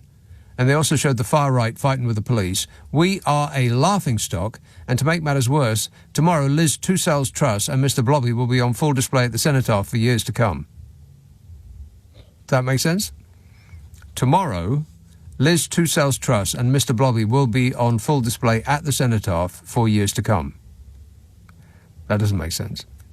And at the viewing today, the owner started to ask me about why. See, none of can you edit this? I mean, I know people don't bother to read before they send, which you should always, because predictive text does not work yet. Predictive text is stupid, especially on WhatsApp. It's the worst. It doesn't know anything. But even on emails, I mean, just glance through it before you send it. Or I'd have to say my glamorous assistant needs to read through it before he puts it on a screen in front of my face. My beautiful face! Anyway, at the viewing today, the owner started to ask me about why With voted for Brexit because they've noticed a drop in British tourists. Weather is warm here and food is great, mate, says Carlos. Yeah, well, that's very nice, Carlos, about the weather and all, but we don't wish to know that. What with it being blooming freezing over here.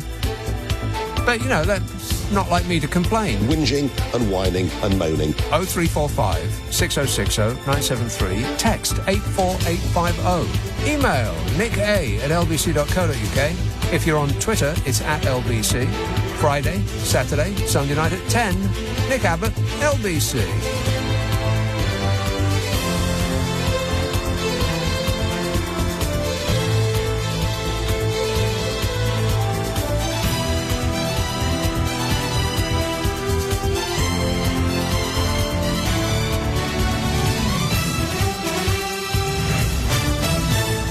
On your radio, on Global Player, and Play LBC. Leading Britain's conversation. This is LBC.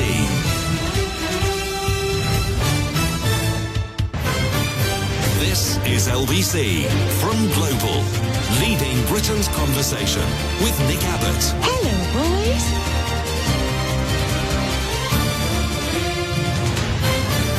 You've got a good, your mind is a little bit, you know what I mean, three-dimensional. Let's just take a diversion to Iceland, just for a moment. Icelandic authorities, you might have heard on the news, Icelandic authorities have declared... what have they done? They've declared a state of emergency after a series of powerful earthquakes rocked the country's southwestern Reykjanes Peninsula, signalling the increased likelihood of a volcanic eruption in the area. Oh, no. And I know what you're thinking. How will newsreaders be able to deliver their bulletins without falling over their tongues when they have to read out that this is happening in a place north of Grindavik called Sundhunjukagigar?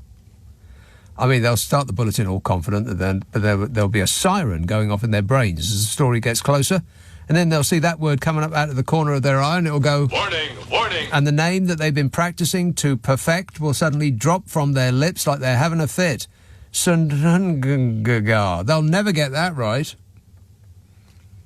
The Icelandic Met Office said an eruption could take place in several days, so you better get learning it now, Fiona Bruce. The village of Grindavik, home to about 4,000 people, is located 3 kilometres southwest of the area where Friday's earthquake swarm was registered. It has evacuation plans in place in case of an eruption. Well, you know what, I don't know anything about it, but wouldn't it be rather too late to evacuate after an eruption? I mean, I don't wish to teach the Icelandic about Iceland, but I would suggest that evacuate first, eruption a second. If you get it in order, you get extra points. If you get it in order, you get extra points. You actually might get to live. The Icelandic Met Office noted an accumulation of magma underground at a depth of about 3 miles that should start moving towards the surface, and if it does, it could lead to a volcanic eruption. But don't worry, the government here has told us that there is nothing to worry about. They didn't actually tell us there's nothing to worry about. They're too busy picking on people who have decided to be poor as a lifestyle choice. No! Selfish poor people. I mean, at least it's not as bad as the Asia for the last one that blew up and grounded all those planes. You know, the Asia for... Catherine from Herringate says, how about this for a village name? It's next to the village... It's the next village to mine. It's called Ingrave. Right. This one says, Dumpton Gap is for real. I am at the other end of this town at a place called Palm Bay. It's not named after the trees. It was named after Patsy Palmer from EastEnders. No. No, it wasn't. And James tweets, all the drivers that whine about the 20-mile-an-hour speed limits also whine about the traffic. They are the traffic. Completely correct in every respect. Let's have Wolverhampton. Hello, James. Hello, hi. James. Hello, yes. Can you hear me? Yes, James. Yeah, hi, yeah. I just had a really good idea. I think basically in terms of what's happening in the Gaza Strip, but because you've got half the British and American Navy there sitting there on the coast. Have you? We should apparently, yeah, we should evacuate all the children and take them to Disneyland. How's that? Okay. Keep thinking, James. It's what you're good at. 0345 6060 973. Malvern. Judy. Oh, been an hour this time. It was an hour and a half. God, I'm patient. That's right. Yeah, I'm sorry about that. But I like to think you just say it's the best to last. I've been swamped with the issues. Yes.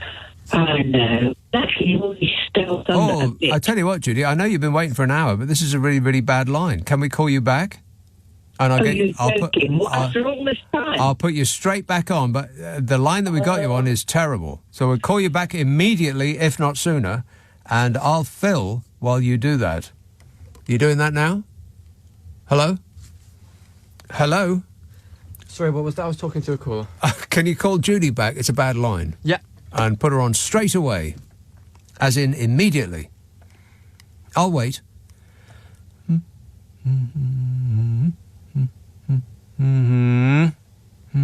This text says, Nick, what's the new Mission Impossible film like? I bet the last Blade Runner film is better.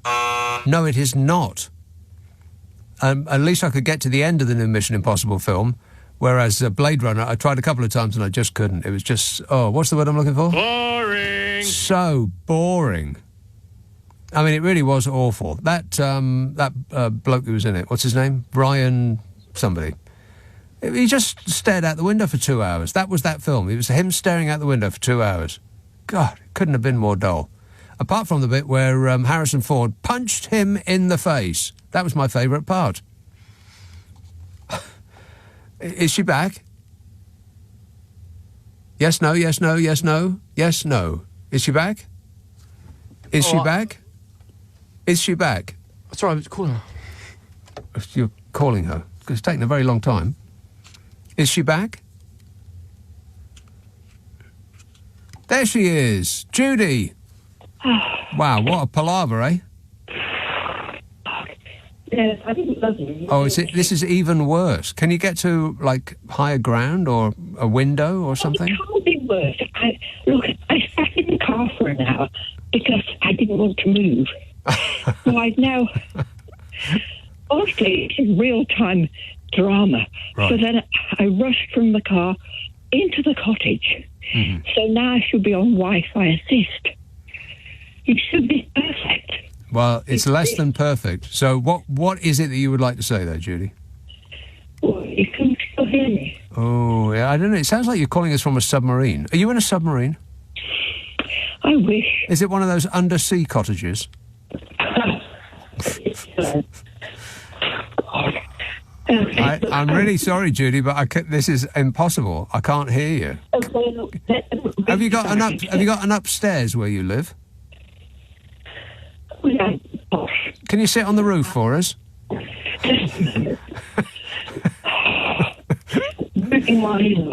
Yeah. No, it's not getting any better, I'm afraid. No, it's impossible to understand what you're saying. I cannot hear you. It's perfect, really, isn't it? Oh, is this no better? That's better. There you are. What did you just do? I went to my bedroom. Honestly, I'm still puffing from running from the car. It's like James Bond. It's like James Bond. Yeah, just like James Bond, yeah. Yeah. You know, I can almost say I forgot what I was going to say now, but it's okay. I remember. Okay, so I'm just settling myself in my bed and lying down. I was in London this morning. Oh, I'm not normally in London. Yeah. And there I was in this Airbnb. Oh, you know what, Judy? I can't do this.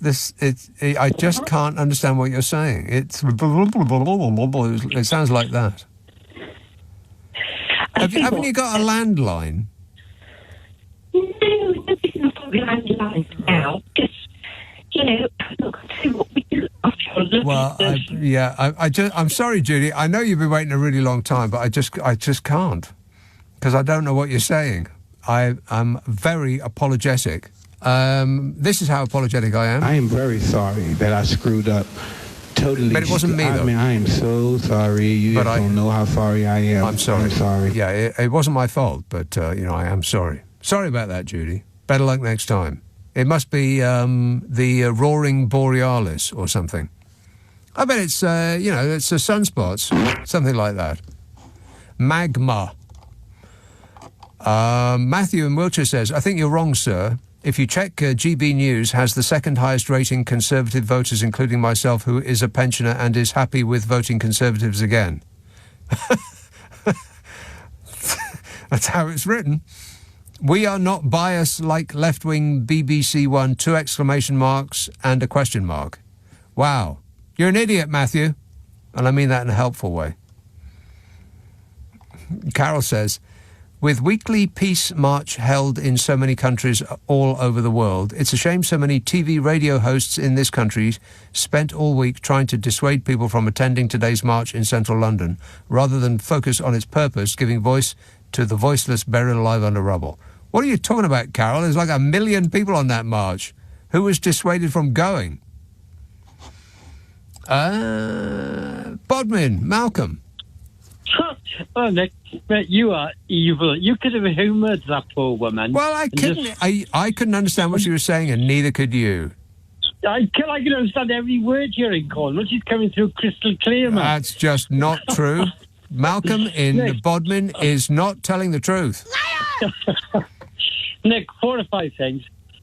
I think that it's absolutely poetic the way that Keir Starmer is totally disrespecting the Tories with absolute authority. And the reason I say that is I've never known a time when we've got a Prime Minister who is just so unloved, it's unreal. Yeah. You've got the brownest of brown noses, Jeremy Hunt, who says of a colleague, not really not language I would use. Well, now, don't use it. Don't use it.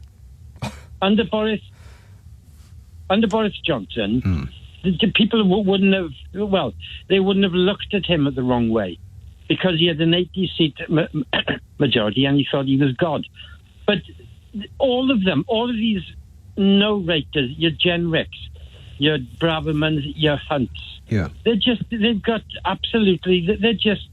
riding roughshod over Sunak, and the poor boy, I don't know what will become of him.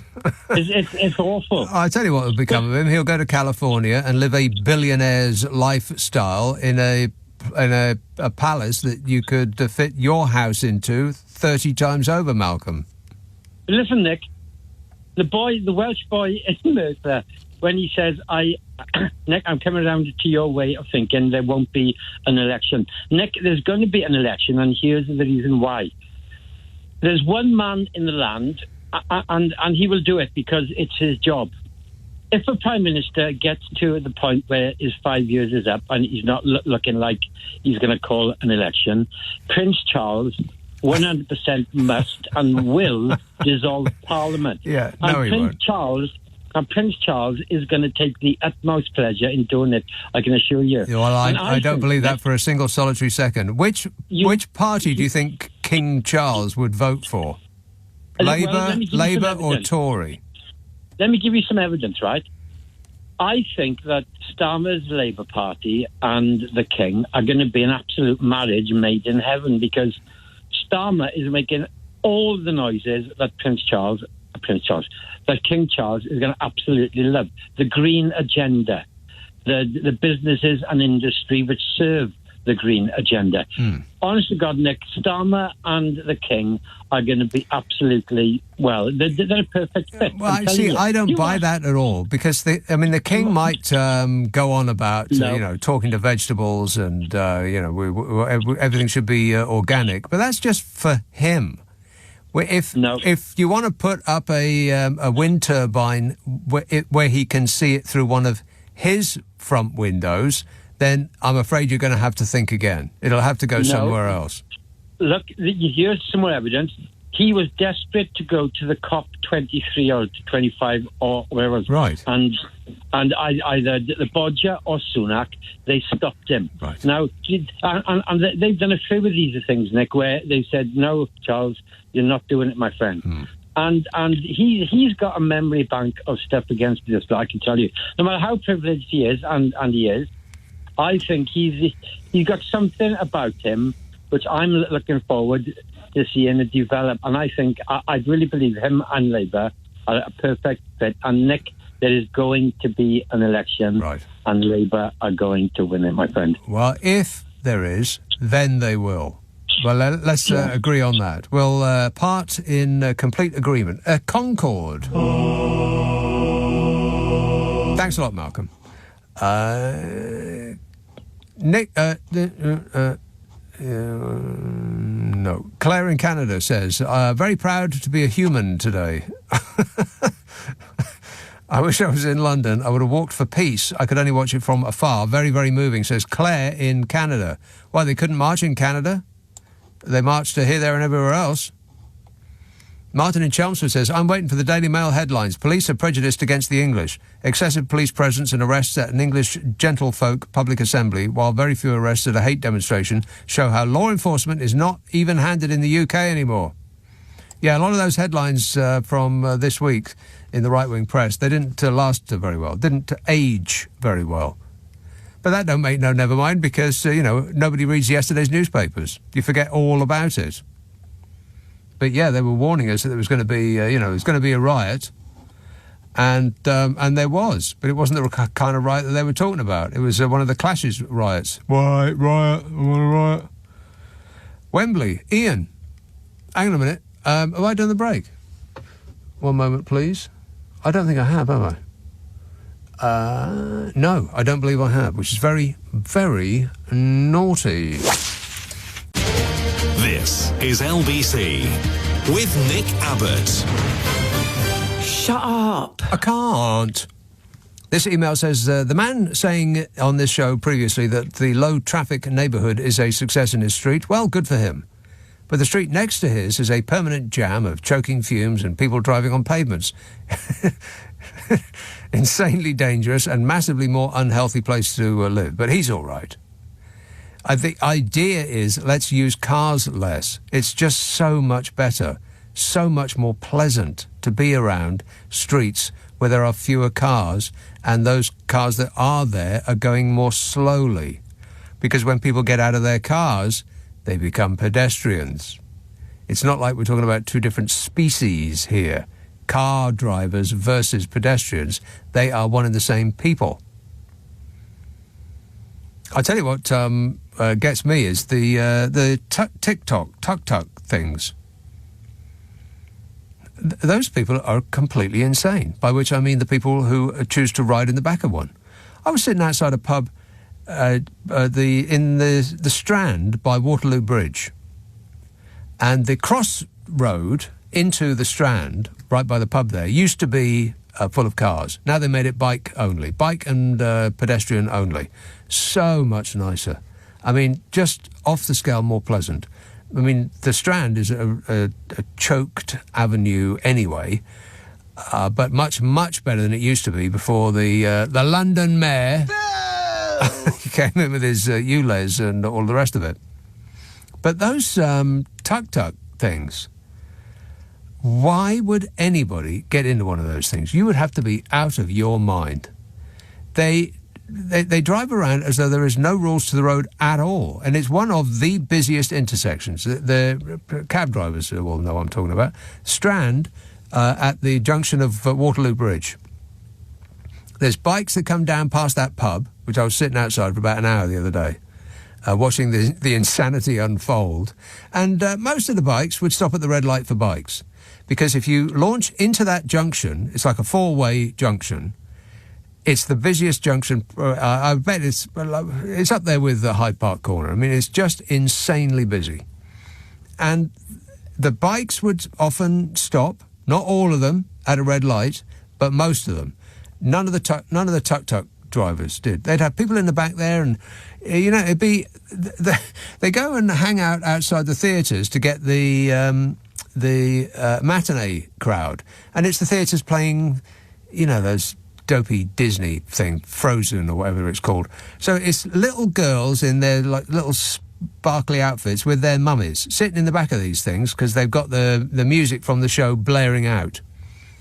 And it was just one after the next. They go straight by a line of bikes that were sitting waiting at a red light, and they just charged straight into the junction, which they couldn't get out of because the traffic was too busy ahead of them.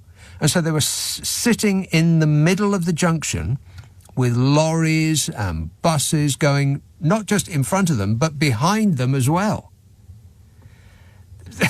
So there's these children with their parents who were having a pleasant time up until their lives were put in danger by these completely insane drivers who don't seem to think that any rule of the road applies to them personally. I could not believe that I did not see a death. I mean, it was you could virtually have a game of it. You could bet on each one of these brightly lit contraptions coming through, and seeing which one manages to negotiate the junction alive. Somebody should do something about that. That is a catastrophe waiting to happen. Why are those things allowed? And there's so many of them. Where do they put them at night? Who's dressing them up like that? Because it's not the drivers. They're not dressing them up in LED lights and fur and with stereos and all of the rest of it. Who's behind all that? Are they also behind waste management? Absolutely. There's something for you to do, Mayor of London. I cannot believe that they're still allowed. How? How are they allowed? And every now and then you'll read a report in the newspaper that some unsuspecting dope got in the back of those in order to take a 50-metre trip pretty much just across the road, and they'll be charged £250. And they'll complain, and there's absolutely nothing that law enforcement can do because, they're busy policing a hate march or whatever it might be. They ain't going to come. And even if they did, well, you've entered into a contract, haven't you? How are they still on the road? Why? Why are they still on the road? What exactly is going on there? I would love to know, because I just don't understand it. I mean, every other road user is regulated up to their eyeballs. But with these people, it's like complete anarchy. And they've got children in the back. And it's all happy, and they're singing the song from Frozen, and then the next minute, their brief lives are flashing in front of their eyes. Couldn't believe it. Anyway, it's not that I'm complaining about it. Whinging and whining and moaning. 0345 6060 973. Wembley, Ian. Hi, Nick. Ian. First of all, I want to say, hold on a minute. I realise I'm not allowed. First of all, you said, I do a podcast, and I called this week's news one 1984. So we are coming into 1984 tonight today. Only 4 years. But I want to talk about our favourite Home Secretary, first of all, and that she instigated the far-right march. Not personally, but what she said... What do you mean, not personally? Well, no, maybe she did. Maybe she's a ringleader. I don't think she'd lead a ring, personally. She said the Palestinian march was pro-hate. Yeah. And the police would allow it, but they wouldn't allow the far right. What happened today? Yeah. We had the far right come along. The opposite, yeah. And they caused havoc. Mm-hmm. The Palestinian march, as far as I know, was fairly peaceful. Yeah. Went off without incident, is what I heard. Yeah. And yet we have 166 arrests. Because look at logic, I think, Look at logic. Look at logic. If I said to you, you can't go out, you're going to go out. Yeah, I would really, really want to go out. I'd be like, oh, but Dad... Yeah, you go on one of those funny bites, which are dangerous. Yes. But, so she was saying that. It could be she was part of the plan. Yeah. I think she's a dupe, personally, myself. Yeah, me too. I think you pronounced that wrong. But anyway, Ian, it's been a delight, and the best of luck with that podcast. Is there anybody on earth that does not have a podcast? No. I got 3. This tweet says, none of the lovers of the poppy seem to be wearing one. Yeah, I noticed that as well. Yeah, if you look online, there's a whole march of, the far-right people, and at least 100 people go by before you could see one of them wearing a poppy. I did notice that, yeah, curious. Maybe they were keeping it, inside their jacket, next to their chest, where they've got their swastika tattoo. Julian Plymouth says, hi, Nick, on a much lighter sponge note, have you seen the life-size King Charles cake? Yeah. Says, what do you think? I'm not a fan. Way over the top. Talented, though. He's about to celebrate his 75th birthday. Is it me or is it everyone? Is it me or is everyone? Is everyone what? Yeah, I have seen the cake, and it does look just like him. I wouldn't want to eat it, though.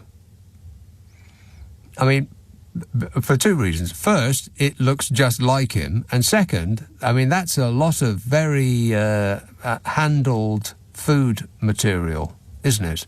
I mean, to form something like that, that's a lot of palm sweat on that cake. I prefer my desserts without so much sweat on it, in it. Leading Britain's conversation. Nick Abbot. Alexa, send a comment to LBC. Are you trying to tell me that this is your act? Yes, this is my act. That is exactly what I'm trying to tell you.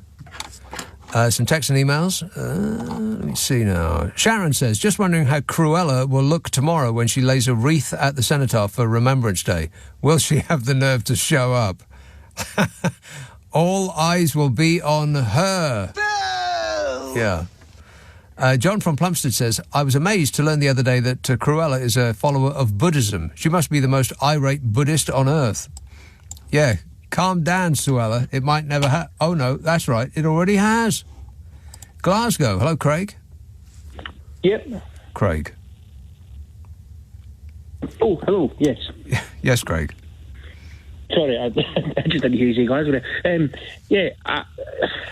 I have to be honest, Nick, what I've seen today, I just feel dejected, really. I look at it today and I think these people, the people I understand, the people who fought and died in the wars, they were fighting exactly against those kind of people. They were fighting against fascists. It was far-right extremists that they were fighting against in the first place. You know, we cannot lose sight of that.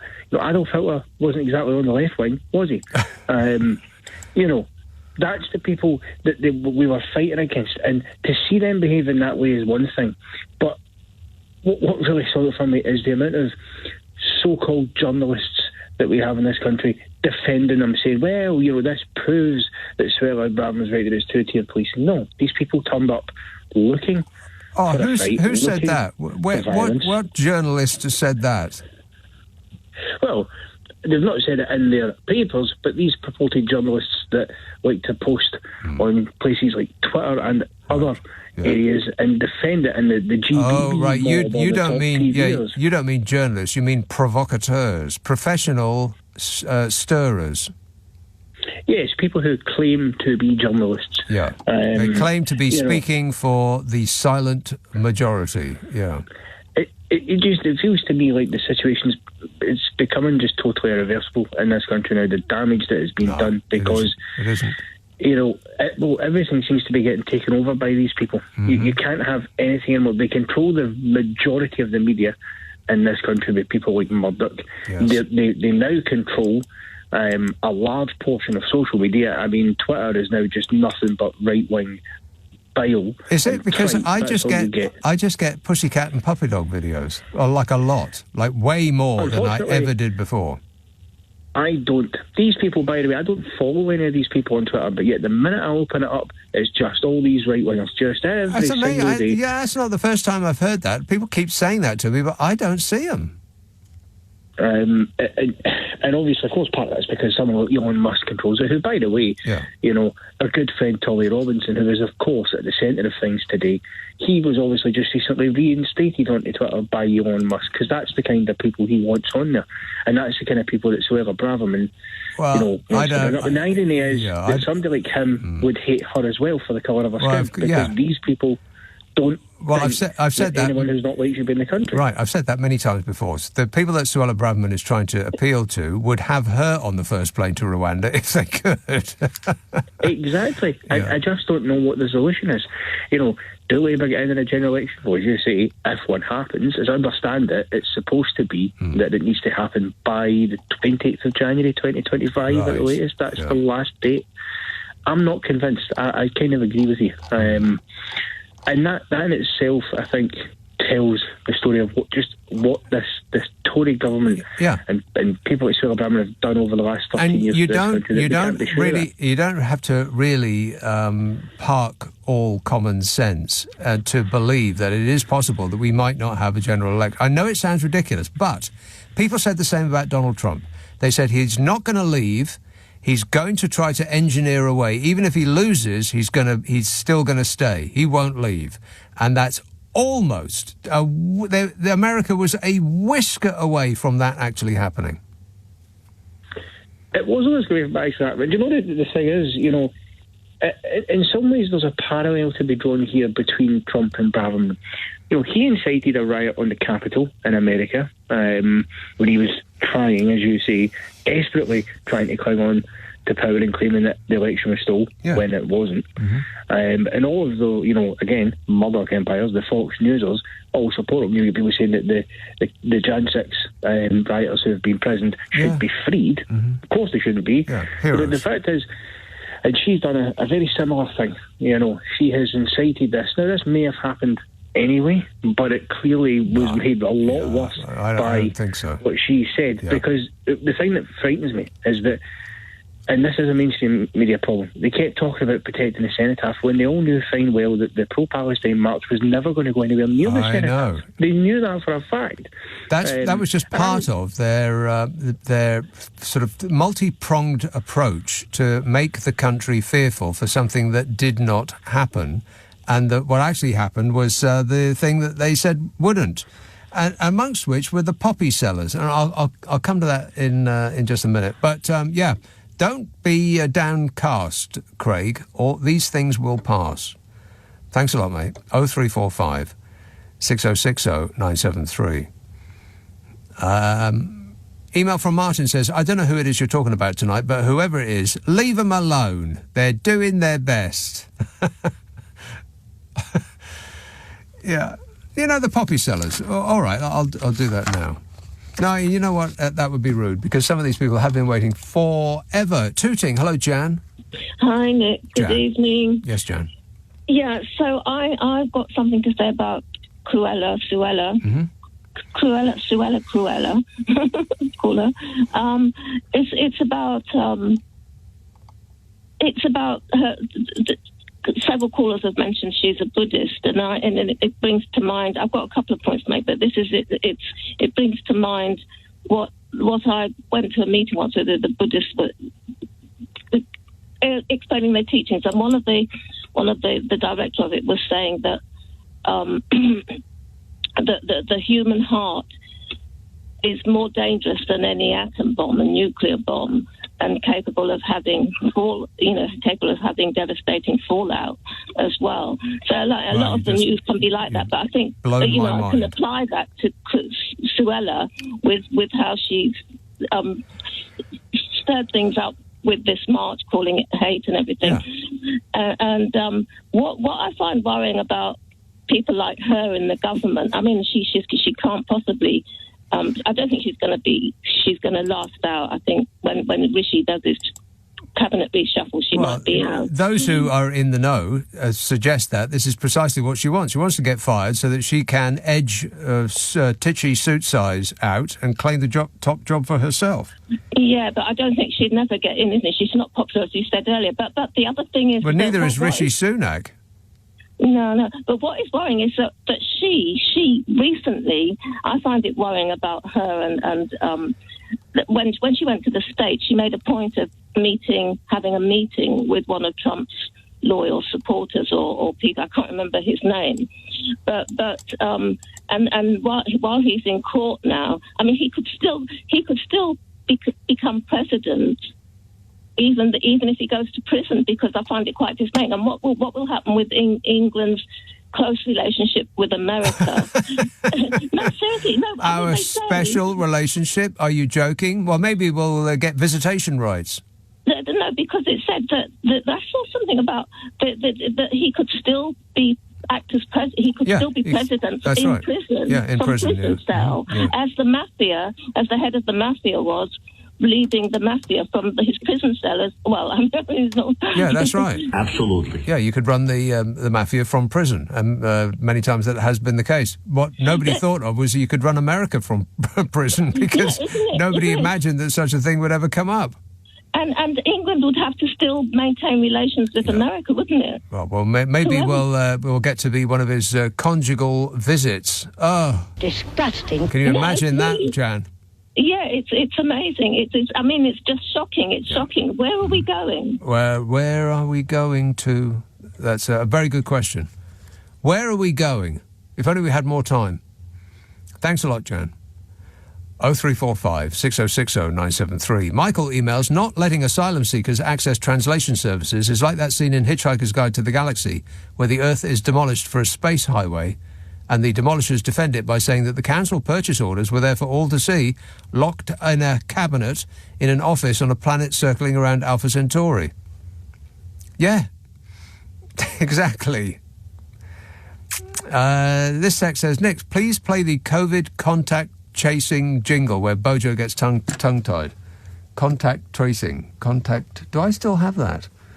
Maybe I took it off because I just couldn't bear to hear that again. Contact tracing.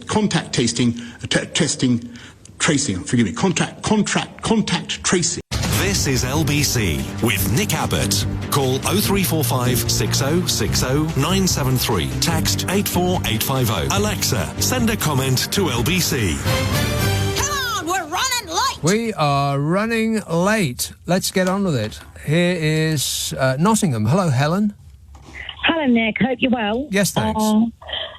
Right, well, so if we just take the Suella Braverman sort of newspaper statement article, right? We won't go into it because we could be there for hours, but it is, we know the context of it. So that's happened. Rishi Sunak's just backing her because he didn't know any better and he's just whatever he is. We've got all that in the background. So today I plugged on a mainstream media, and I don't know if I'm allowed to mention it, so I won't, television news thing. Yeah. And I'm watching, and there was a very, very peaceful protest being reported as the pro-Palestinian march away from the centre path, which was always going to happen. It was never going to be conflict. Very peaceful protest. And then 82 people are being arrested in pubs in Pimlico. So I was watching this, and this mainstream, and it was being reported as a counter-demonstration right wing. Yeah, no, it wasn't a counter-demonstration to nothing. It was a demonstration in and of itself. It didn't have any causation other than it itself. Exactly, and this mainstream media presenter on a, you expect a certain mainstream media journalist to present in a certain way, and perhaps that's just, I don't know, how I've grown up. But he actually said, and I died laughing, he said, they're not a right-wing counter-demonstration. They are a bunch of men out here for a fight. Patriots, yeah. And I was watching, I'm telling you, and he literally said, this is a group of men who have decided, he said, I can't describe them as right-wing counter-protests. They're just men here for a fight. Yeah, that's what it looked like to me. Well, beautiful. So, Suella Braverman, what have you got to say about that now? I'll put it to her, see what she says. I'm expecting an echoing silence, Helen, but thanks for that. Gotta go. Bill says the conventional method for calculating the number of people attending a march is first you count them, then if you are the organisers you double it, and if you represent the authorities you halve it. Yeah, that is true. Yeah, that is true. Hannah says, Christmas used to wait for the 5th of November and fireworks and Remembrance Sunday to be over before Christmas adverts would kick off. We must be in a desperate state in this country and in dire need of cheering up to get Christmas going on the 1st of November. I wonder why. Yeah, well, I'll tell you why. This government... Exactly. Want a bit of light in our lives. An email from Martin says, I don't know who it is you're talking about tonight, but whoever it is, leave them alone. They're doing their best. I read that one. Let's see now. Harlow, Patrick. Yeah, Nick. Good morning. Yes, sir. Yes. We have so much problems with politics now, and we need to clean it up. Yes.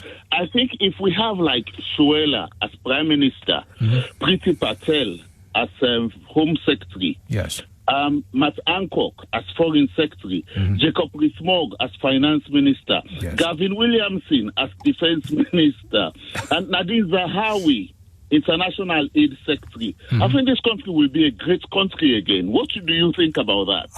If you're spelling great Grate, then yes, I would think that you are completely correct. This country was certainly great, no doubt about that. Yeah, but they wouldn't make much difference to what we have now because they're all Muppets. Yeah, it's like one of those unfunny episodes of the Muppets. Yeah, that's right. Yeah, I couldn't agree more. And Nadine Zahawi, is good at figures. Yeah, he is. And we're missing out with him with us not using his skills. Yes. We need those mathematical skills of Nadine Zahawi back on the case. And 1, 2, 2, 3, 11. No. Have a good night. All right. Thanks a lot, Patrick. I intend to. Adam emails, have you seen the BBC documentary Rise of the Nazis? It's brilliantly made, but scarily like a live reality TV-style programme about aspects of this conservative regime. I'd recommend it nevertheless. No, I haven't seen a Rise of the Nazis. On my time off, do I want to dip myself in a Nazi soup? No. No. It's a big fat no from me. Leeds. Hello, Mick. Hi, yeah. Mick. Hi, Nick. How's it going? It's going well, thanks. Good. I'd just like to say Rishi Sunak is responsible for the civil unrest today because on several occasions he said that these peaceful Palestinian marches were disrespectful, which gave the green light for every right-wing nutter to go into London and cause the civil unrest today. That sounds about right to me. This is a perfect opportunity for Keir Starmer to have a no-confidence vote in Rishi Sunak, which may trigger a general election. No, it won't. So he should get his act together and start to do that now. Right. You don't. No, I'm not sure because the Tories are very, very good at getting their ducks in order and clinging on to power with whatever it takes. So I'm not sure. The public know Rishi Sunak's responsible for this, and Braverman. Yeah, but the public don't get to vote in a vote of confidence. It's their MPs, and they have a stonking majority still, so it'll pass. But it just proves that he's not fit to run this country, and hopefully it might trigger the people's vote to get him out. Yeah, but the people don't get to vote. We have to wait for a general election, assuming we are allowed to have another one. I'll keep saying that until we do get to have another one. In anticipation that it doesn't happen. All right, thanks a lot, Mick. Lou in Suffolk says, I damaged my knee just turning over in bed. So painful. Excellent physio sorted it out over 6 weeks. The answer is stay out of bed. It's dangerous. Bed is dangerous. And Nige says, I'm a big fan of Just Stop Oil, but I'd like to complain about no one complaining about the slow traffic in London today. Everyone complains about them, but no one says a word about the pro-peace march, the counter-pro-peace march, alongside the Lord Mayor's march and the counter-Lord Mayor's march. The Remembrance Day march alongside the anti-Remembrance Day march. What stops the traffic? Ridiculous, says Nige. Very, very angry. Pat says, have you seen the SAS Rogue Heroes on the BBC? It's a fantastic drama with your future James Bond, Jack O'Connell. No, I have not. Never even heard of it. SAS Rogue Heroes. Again, that sounds like misery. Is it like people just killing each other? No. No, I want to fly away to a happy land in my time off. Chris in Nottingham says, it never ceases to amaze me how crystal clear people who call you from outer Mongolia sound on the phone, but anyone calling from anywhere in the UK sounds like they're calling from the inside of a vacuum cleaner. Does anything work in this country? That's a good point. That is a good point. People call from New York, LA, San Francisco, further away, and it sounds like they're in the next room. People call from this country, I can't hear a blooming word they say. That's true. Does anything work in this country? No. What else? Kieran in Maidstone says, I'm just trying to work out how the Daily Mail is going to spin the headlines to try and make people believe that the trouble was caused by the pro-Palestinian march. Well, I think the Express did that already. I think their headline was, as Palestinian protest congregates,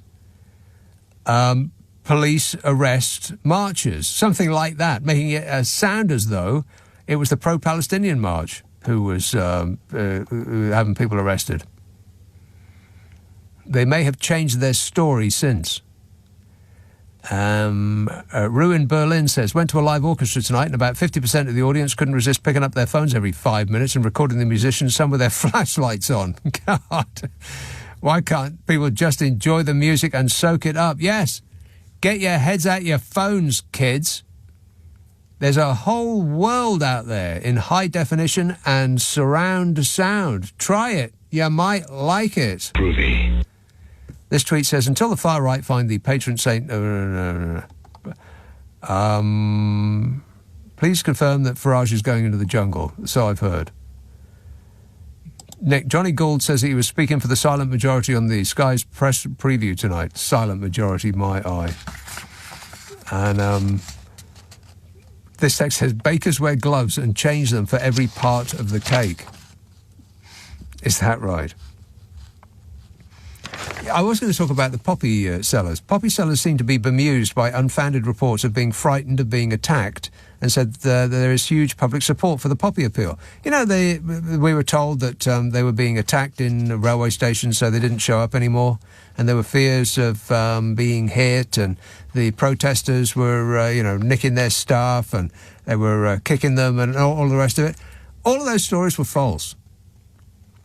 This is another massive distraction. I think the Tories are guilty of using too many distraction techniques at the same time. Just one at a time. Spread them out a bit. You've got a long time to go. It could be a year of this stuff. You aren't going to be able to think of a new one every week, so don't blow several in the same week. Prime Minister Rishi Sunak intervened. He's never one to let an opportunity to be blown around like a rudderless ship. He said to The Sun, "I'm appalled that some poppy sellers, many veterans who are the heart of our collective remembrance each year, have experienced intimidation and abuses when volunteering at train stations. Yet the trouble is they hadn't." British Transport Police criticised misleading information in the media, said there was zero evidence of poppy sellers being targeted.